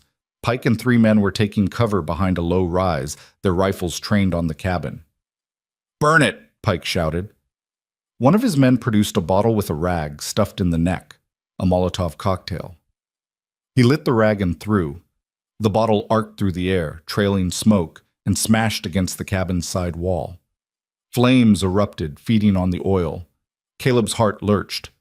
The wet blankets he'd hung would help, but not against a direct hit. He grabbed one of his water buckets and threw the contents against the interior wall where flames were beginning to lick through the chinking. The fire hissed and died, but more bottles were already flying. A second Molotov hit the roof, a third shattered against the front door. Fire was everywhere now, smoke filling the cabin, heat building. Caleb coughed, his eyes streaming, but forced himself to stay focused. If he abandoned the cabin now, he'd be cut down in seconds. He fired through the smoke at muzzle flashes, not really aiming, just trying to keep Pike's men from advancing further. His rifle clicked empty. He dropped it and drew his revolver, firing twice more before diving for his ammunition box to reload. The Western group was circling toward the barn now, trying to flank him. If they got behind the cabin, he'd be surrounded. Caleb made a split-second decision. He couldn't defend the cabin and the barn simultaneously. The barn would have to fall. He grabbed his rifle, now reloaded, and his remaining ammunition. The flames were spreading faster now, the roof beginning to catch despite the soaked blankets. Smoke poured through every gap and crack. In minutes, the cabin would be an inferno. Caleb kicked open the back door and ran for the barn, zigzagging to present a harder target. Bullets kicked up dirt around his feet. Something hot seared across his left arm. A grazing shot, painful but not disabling. He didn't slow down. The barn door was 30 feet away. 20. 10. He dove through the opening just as concentrated fire from the Western group chewed up the door frame where he'd been standing. Rolling to his feet, Caleb slammed the door shut and dropped the crossbar into place. The barn's interior was dim and cool, a stark contrast to the burning cabin. Caleb's tin can alarm clattered as his entry disturbed it, the noise absurdly loud in the sudden relative quiet. He moved to the loft ladder and climbed, seeking the high ground advantage. From the loft's small window, he had a commanding view of the battlefield. The cabin was fully engulfed now, flames reaching 30 feet into the morning sky. Black smoke poured upward, visible for miles. 3 riders were down, 1 dead, 2 wounded. But 9 remained, and they were regrouping for a coordinated assault on the barn. Pike had dismounted again, directing his men with hand signals.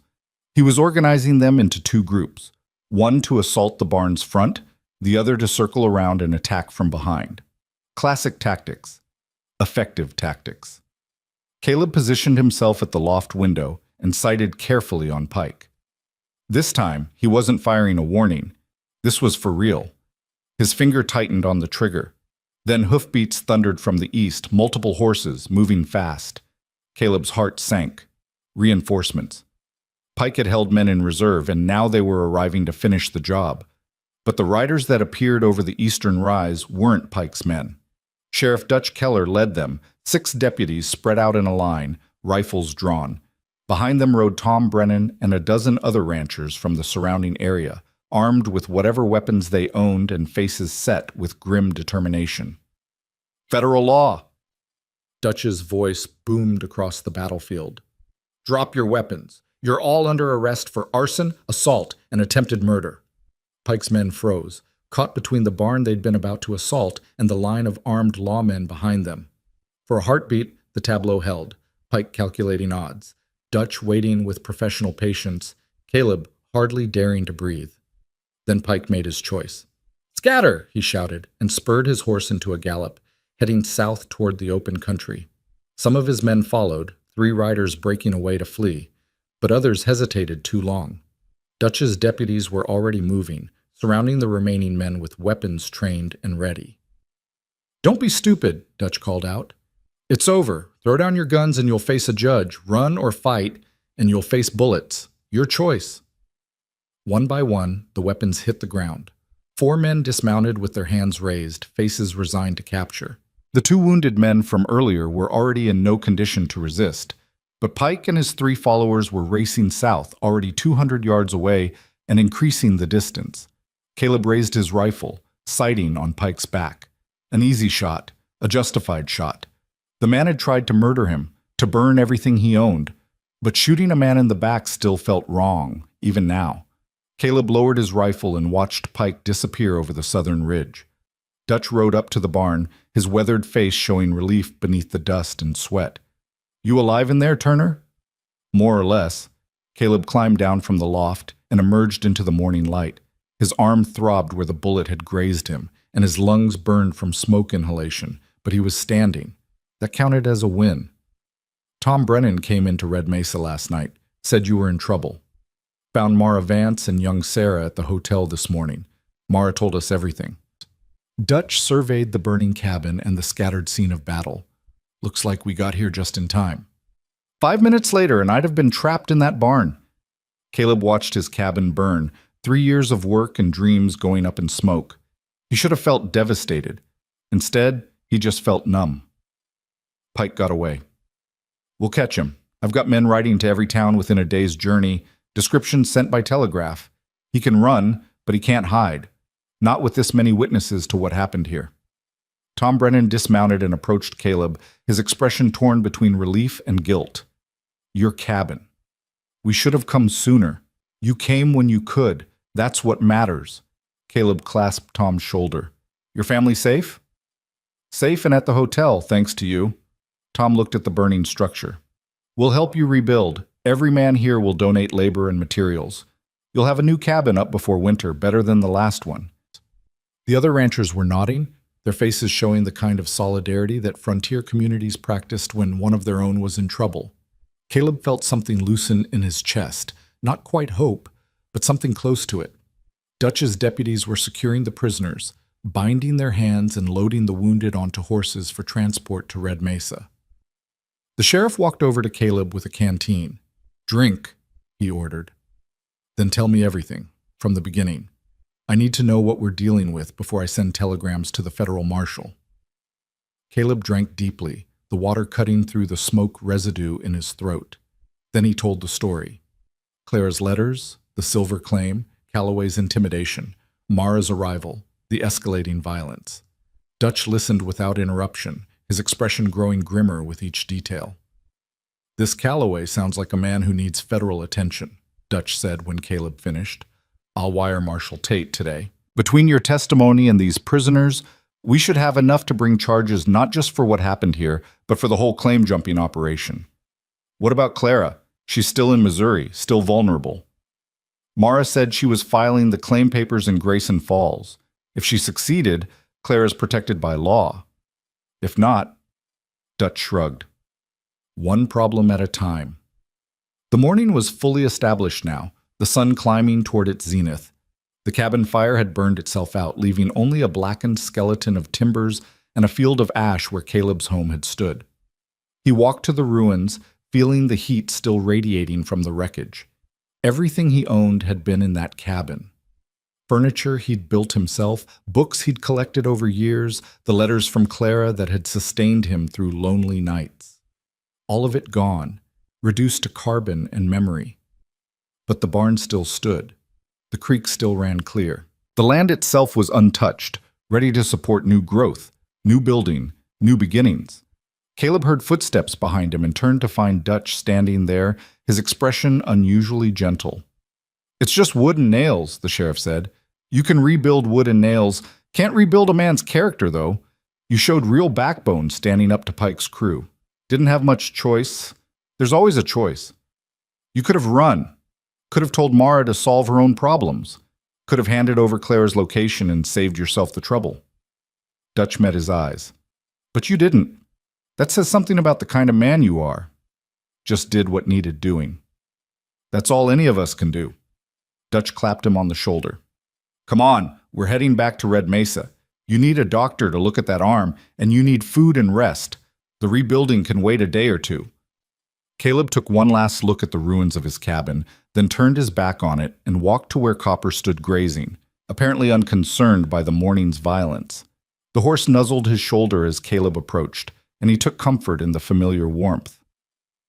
The ride back to Red Mesa took 2 hours, the pace slow to accommodate the wounded prisoners. Caleb rode beside Dutch, his mind churning through everything that had happened, everything still to come. Somewhere ahead on the eastern road, Mara was racing toward Grayson Falls with Clara's future in her saddlebags. Somewhere to the south, Pike was running, carrying news of failure back to his employer. And somewhere in Missouri, Clara Ashford waited, unaware that the man she'd never met had just fought a small war to protect her inheritance. Red Mesa appeared on the horizon like a mirage, its weathered buildings solid and reassuring after the chaos of battle. Word had apparently spread ahead of their arrival, because townspeople lined the main street, watching with curious and concerned eyes as the procession entered town. Dutch led them straight to the jail, a squat adobe building that served as both sheriff's office and holding facility. The prisoners were unloaded and secured in cells, their weapons confiscated and catalogued as evidence. The wounded men were separated out for medical attention before they could be properly questioned. "Doc Hendricks!" Dutch shouted toward the general store. "Need you here!" An elderly man with a gray beard emerged, medical bag already in hand. He took one look at Caleb's bloody sleeve and pointed toward the sheriff's office. "Inside. Sit. Let me see what kind of mess you've made of yourself." Caleb obeyed, suddenly aware of how exhausted he was. The adrenaline that had sustained him through the fight and the ride was draining away, leaving him hollow and shaking. He sank into the chair Doc Hendricks indicated and let the old man cut away his shirt sleeve. "Gray's wound clean enough," Doc muttered, probing the injury with professional detachment. "Bled a lot, but didn't hit anything vital. You're lucky." "Don't feel lucky?" "You're alive. That's luckier than some." Doc cleaned the wound with whiskey that burned like fire, then wrapped it in clean bandages. "Keep it dry, change the dressing daily. If it starts showing red streaks or smelling bad, you come see me immediately. Understand?" "Yes, sir." "Good. Now drink this." Doc handed him a small glass of amber liquid. "Medicinal purposes." Caleb drank. It was whiskey, harsh and strong, and it settled warmth into his stomach. The shaking in his hands eased slightly. Dutch entered carrying papers and a telegraph form. "I need your statement in writing, everything that happened from the moment Mara Vance arrived. Be detailed. I want dates, times, exact words if you can remember them. The federal prosecutor will use this to build a case against Calloway. Pike's the one who led the assault. Pike's a hired gun. We want the man who hired him." Dutch sat across from Caleb.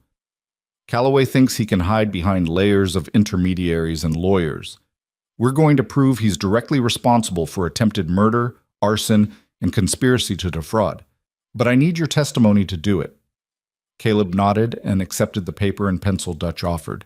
He began writing, his hand cramping from fatigue but pushing through. Every detail mattered. Every fact could be the one that brought justice. He was halfway through his statement when the door burst open and Sarah Brennan rushed in, her face flushed from running. "Mr. Turner, Sheriff, they're back! Mara and someone else!" Caleb was on his feet instantly, ignoring the protest from his wounded arm. He followed Sarah out into the street where a crowd was already gathering. 2 riders were approaching from the east, their horses lathered from hard travel. Mara sat astride her gray mare, looking exhausted but triumphant. And beside her, riding a rented bay with obvious inexperience, was a woman Caleb recognized from the photograph she'd sent months ago. Clara Ashford had come to Red Mesa. She was smaller than he'd imagined, almost delicate in appearance, with auburn hair pulled back in a practical bun and green eyes that scanned the crowd nervously. She wore a simple traveling dress, dusty from the road, and carried herself with the careful posture of someone still recovering from illness. But there was strength in her face, a quiet determination that showed through the fragility. Mara dismounted and helped Clara down, supporting her when she swayed slightly. Then Mara's eyes found Caleb in the crowd, and she smiled, a real smile, the first he'd seen from her that reached her eyes. "The claim is filed," she called out. "Official record at Grayson Falls, witnessed and sealed. Clara's inheritance is secure." The crowd erupted in cheers. Clara looked bewildered by the attention, her eyes searching until they landed on Caleb. She stared at him for a long moment, and he stared back, both of them taking measure of the person they'd written to for months but never met. Then Clara smiled, tentative but genuine, and Caleb felt something shift in his chest. This was real. She was real. After everything, the violence, the loss, the desperate fight, she was here, safe and whole. He stepped forward, suddenly aware of how he must look, bloodied, smoke-stained, exhausted. "Miss Ashford, I'm Caleb Turner." "Mr. Turner," her voice was soft, cultured, with a slight tremor of emotion. "I owe you an apology. My problems became your problems, and your home paid the price. Mara told me what happened." "Not your fault. You didn't ask for any of this." "No, but I involved you anyway." She glanced at Mara, who gave an encouraging nod, then back to Caleb. "I came as soon as I was strong enough to travel.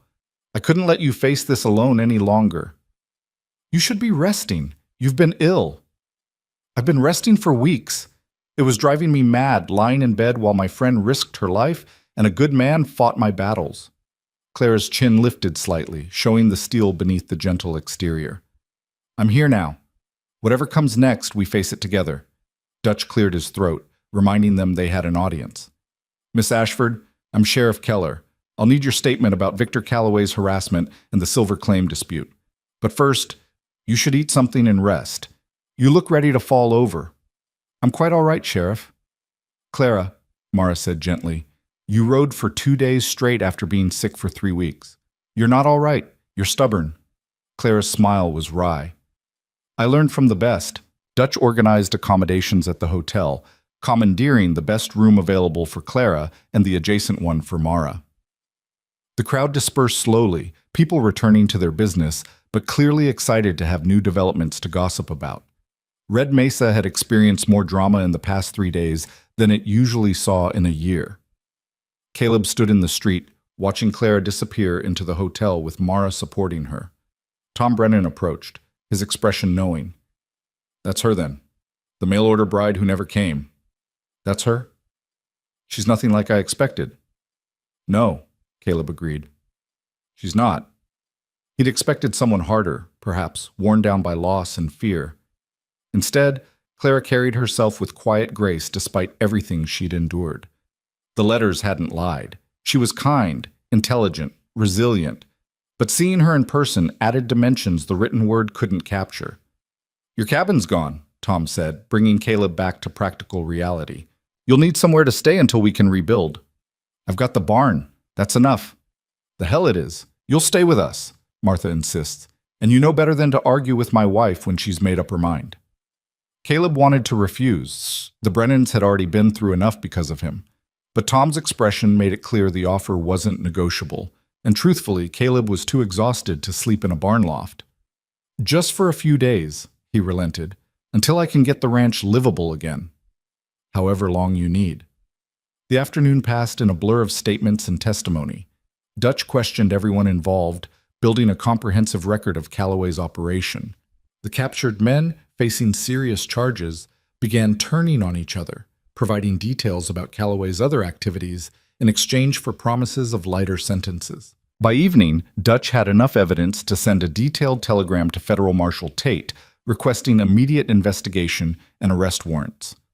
The reply came back within 2 hours.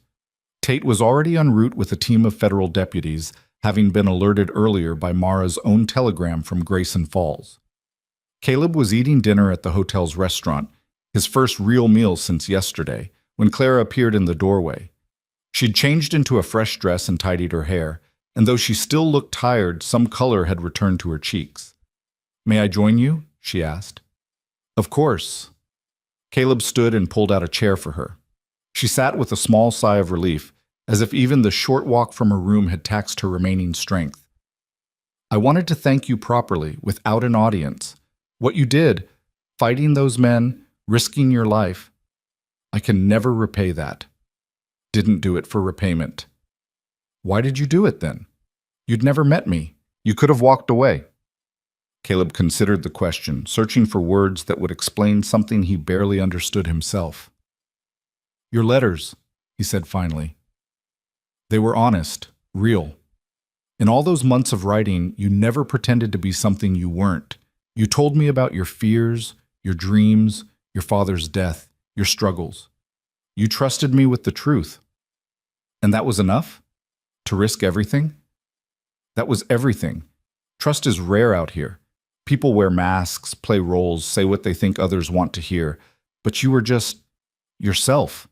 That mattered to me. Claire's eyes shone with unshed tears. I was terrified you'd be disappointed when we finally met, that the reality wouldn't match whatever image you'd built from my words. Are you disappointed? No. She smiled, and it transformed her face from merely pretty to genuinely beautiful. You're exactly as I imagined. Better, even. The letter showed me your character. Meeting you shows me your heart. They talked through dinner and into the evening, conversation flowing easily despite the strangeness of finally speaking in person. Clara told him about her father's discovery of the silver claim, the joy it had brought him before his sudden death from pneumonia. She described the terror of Calloway's men watching her house, the relief when Mara had offered to help, the agonizing wait while Mara drew danger away to Red Mesa. In turn, Caleb spoke of his ranch, the 3 years of building it from raw land into something productive. He described the loneliness that had driven him to seek a mail-order bride, the hope Clara's letters had kindled, the strange journey that had brought them to this moment. "I imagined our first meeting differently," Clara admitted. "I thought I'd step off a stagecoach and you'd be there, waiting. We'd be shy and awkward, dancing around each other while trying to decide if we'd made a terrible mistake. Instead, you show up after I've nearly been killed, my cabin's burned down, and I look like I lost a fight with a mountain lion. You look like a man who stood his ground when others would have run. That's not nothing." Mara joined them eventually, pulling up a chair with her characteristic lack of ceremony.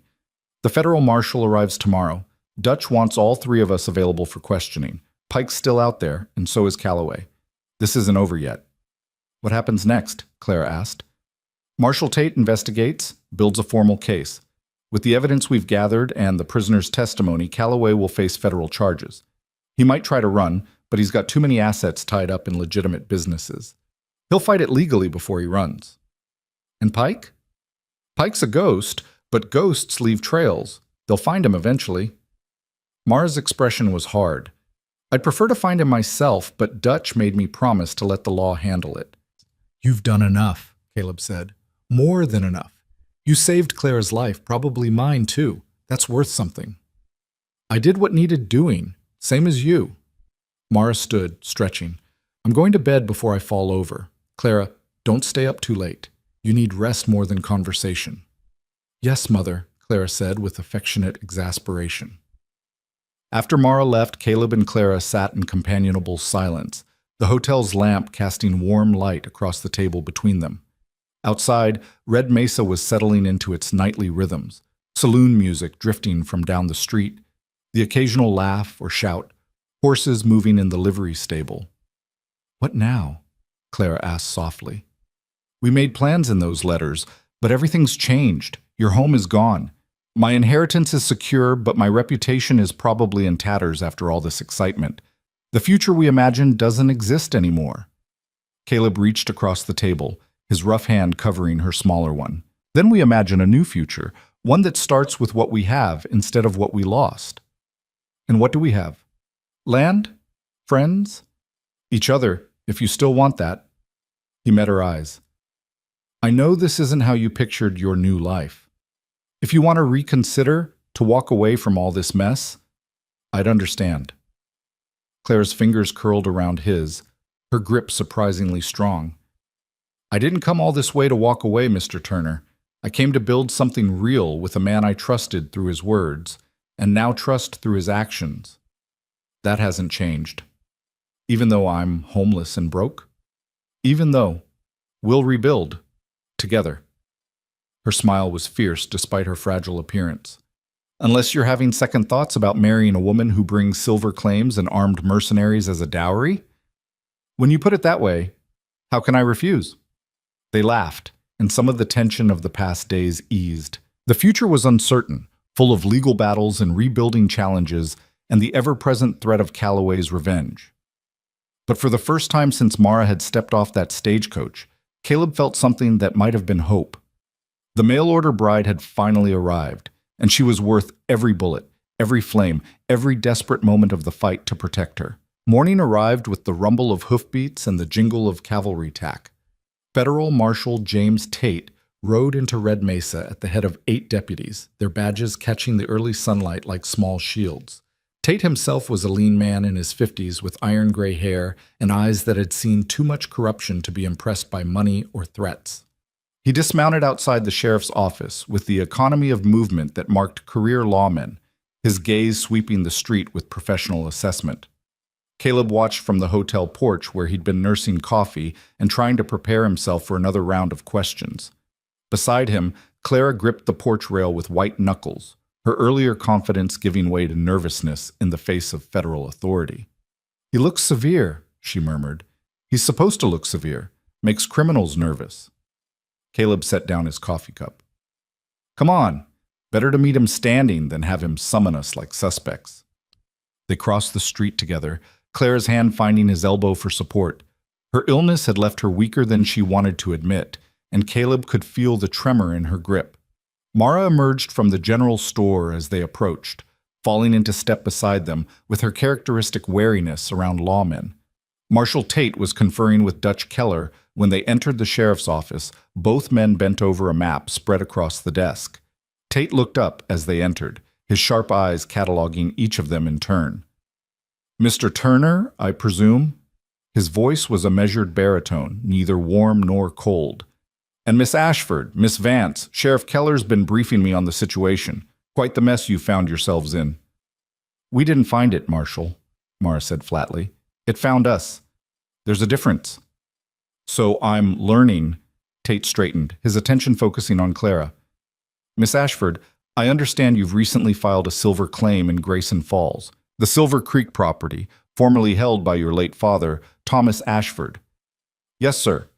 The claim is legally registered now, with all proper documentation and witnesses." "And Victor Calloway disputes this claim, believing he has superior rights to the property based on what, exactly?" Clara's voice steadied as she spoke, the schoolteacher in her emerging when facts were required. "Mr. Calloway claims my father abandoned the claim before his death, which would open it to new filing. But I have my father's journals showing he maintained active development until the week he passed. I have witness statements from the assayer in Deadwood confirming my father's work. The abandonment claim is false, manufactured by Calloway to justify theft." Tate nodded, making notes in a small leather journal. "And the harassment? The threats? Tell me everything, from the beginning." For the next 2 hours, they recounted the entire sequence of events. Clara described the men watching her house in Missouri, the intercepted letters, the thinly veiled threats that had forced her into hiding. Mara detailed her journey to Red Mesa as a decoy, the confrontations with Strand and Pike, the escalating violence. Caleb provided his account of the siege, the assault on his ranch, the destruction of his cabin. Tate listened without interruption, his pen moving steadily across the pages of his journal. When they finished, he sat back and studied them with an expression that might have been respect. "You've made powerful enemies," he said bluntly. "Victor Calloway owns mines, freight companies, politicians. He's untouchable in Denver, insulated by layers of legitimate business and legal protection. Going after him will be like trying to grab smoke." "But you are going after him?" Clara's voice held an edge of desperation. "I am, because he made a critical mistake. He extended his operations across territorial and federal boundaries, which gives my office jurisdiction. And he used violence to pursue his goals, which makes this more than a civil claim dispute." Tate closed his journal. "I'm issuing federal warrants for Victor Calloway, Jackson Pike, and Richard Strand on charges of conspiracy, attempted murder, arson, and claim jumping. My deputies are already coordinating with local law enforcement in 3 territories." "Pike escaped," Caleb reminded him. "He could be anywhere by now." "Men like Pike have patterns. He'll go to ground somewhere he feels safe, probably back to Denver to report his failure to Calloway. We'll be waiting when he surfaces." Tate stood, signaling the interview was concluded. "In the meantime, I need all 3 of you to remain available. This will go to trial, and your testimony will be crucial." "How long?" Clara asked. "Months, possibly a year. Federal courts move slowly, and Calloway will use every legal delay tactic available. But justice will come, Miss Ashford. I give you my word." They emerged from the sheriff's office to find Red Mesa transformed into something resembling a military camp.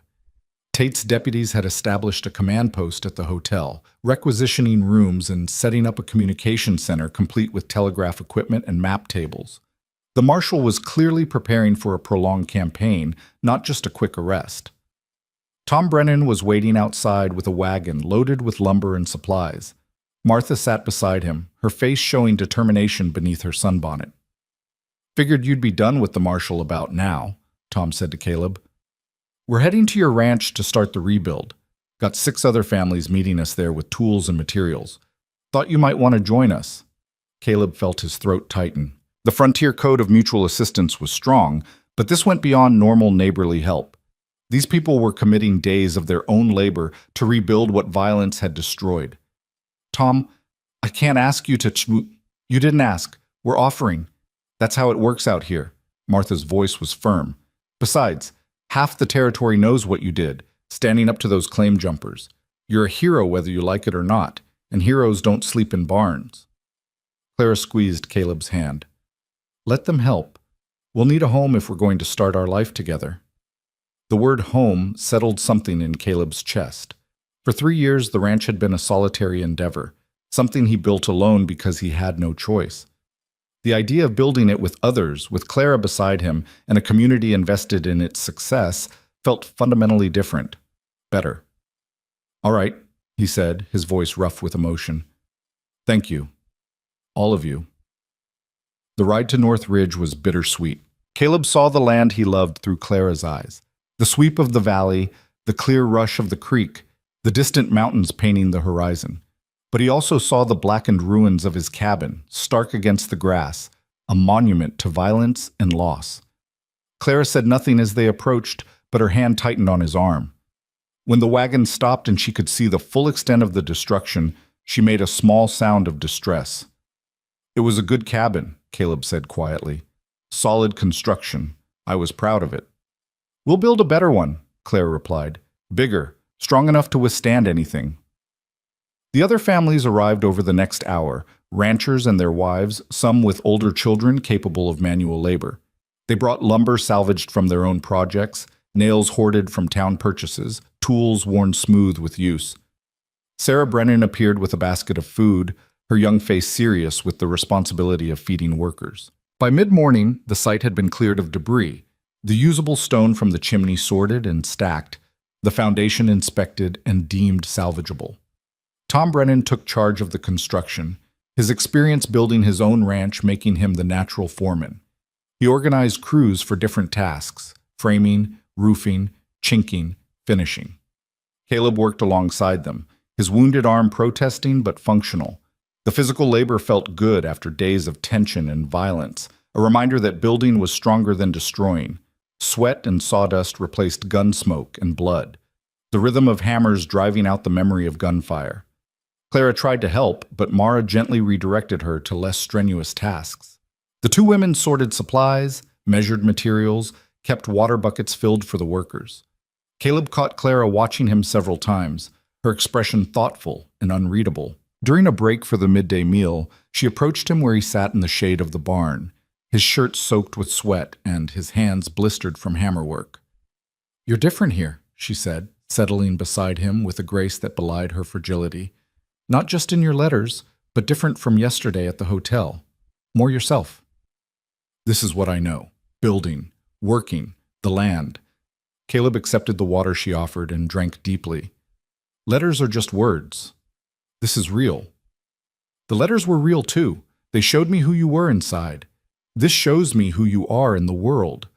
Clara gestured to the construction site where men were raising the first wall frame with coordinated effort. "You've built something here that goes beyond wood and nails. Look at these people. They're not just helping a neighbor, they're invested in you, in your success. That takes years of trust to create. I helped some of them when they needed it. This is them returning the favor." "No, it's more than that. Tom told me you rode through a blizzard 2 winters ago to bring medicine to his sick son. That you loaned seed money to the Hendersons when their crop failed, never asked for repayment. That you tracked down rustlers who hit 3 different ranches, returned the cattle without taking credit." Claire's eyes were intense. "You've been building community as carefully as you built that cabin. These people would do anything for you. They're good people. So are you, Caleb Turner. I chose well when I answered your advertisement." Before Caleb could respond, a shout from the construction site drew their attention. The first wall was rising, 8 men straining against its weight as they walked it vertical. For a moment it swayed dangerously, then settled into place with a solid thunk. A cheer went up from the workers. "We'll have walls by sunset," Tom called out. "Roof frame by tomorrow noon if this pace holds. Caleb, you'll be sleeping in a real house again by week's end." The work continued through the afternoon, the structure taking shape with remarkable speed. What had taken Caleb months to build alone the previous time was accomplished in hours with coordinated labor. By dusk, all 4 walls stood complete, windows framed and door opening cut clean. The skeleton of a new home rose from the ashes of the old. As the sun set and the workers prepared to depart, Clara stood in the doorway of the unfinished cabin, looking out at the darkening landscape. Caleb joined her, both of them imagining the finished structure, furniture arranged, curtains hung, a fire in the rebuilt hearth. "It'll be beautiful," Clara said softly. "Our home." "If you're sure you want this. Life out here is hard, Clara. Beautiful sometimes, but hard. Winters are brutal, summers are scorching, and civilization is an hour's ride away. The excitement of the past few days isn't normal, but the isolation and difficulty are constant. I grew up in Missouri farming country. I know hard work and isolation." Clara turned to face him. "But I also know loneliness, Caleb. Years of it after my father died. I don't want to be alone anymore, and neither do you. That's why we wrote those letters. We were both looking for partnership, for someone to share the burden and the beauty. Have you changed your mind about wanting that?" "No, but I want you to have all the facts before you commit to something you can't take back." Clara stepped closer, her hand finding his. "I have the facts. I have your words from months of letters, your actions over the past days, and the evidence of who you are and how these people treat you. That's enough facts for anyone." She paused, then added with a small smile, "Besides, I've already traveled 1,000 miles and survived multiple assassination attempts to be here. Seems wasteful to turn back now." Caleb laughed despite himself. "When you put it that way. There's something else we should discuss." Clara's expression grew more serious. "The original arrangement was for a mail-order marriage, quick ceremony, practical partnership. But circumstances have changed. We've met, we've talked, we're getting to know each other as real people rather than pen pals. I don't want to rush into marriage before you're certain." "Are you certain?" "I am, but this is your home, your land, your life I'd be entering. You should take whatever time you need to be sure." Caleb considered this. The truth was he'd been certain since yesterday, watching her step off that horse with determination despite her weakness. The letters had built a foundation, but meeting Clara in person had completed the structure. She was everything he'd hoped for, and more. Strong where he expected fragility, fierce where he expected gentleness, real where he'd feared pretense. "I don't need time," he said. "I already know. But if you want a proper courtship, time to see how we fit together in daily life, I'm willing to wait." "How long does a proper courtship take on the frontier?" "However long the lady requires." Clara's smile was radiant. "Then I propose a compromise. We wait until the cabin is finished. By then we'll have spent days working side by side, and you'll have seen me at my worst, exhausted, dusty, probably complaining about the heat. If you still want to marry me after that, we'll know it's real." "Deal." Caleb extended his hand for a formal shake. Clara took it, but instead of shaking, she held on, her fingers interlacing with his. "1 week, then." "And Caleb? I already know it's real. I'm just giving you an escape route if you need it." "I won't need it." They stood together in the doorway of the half-built cabin.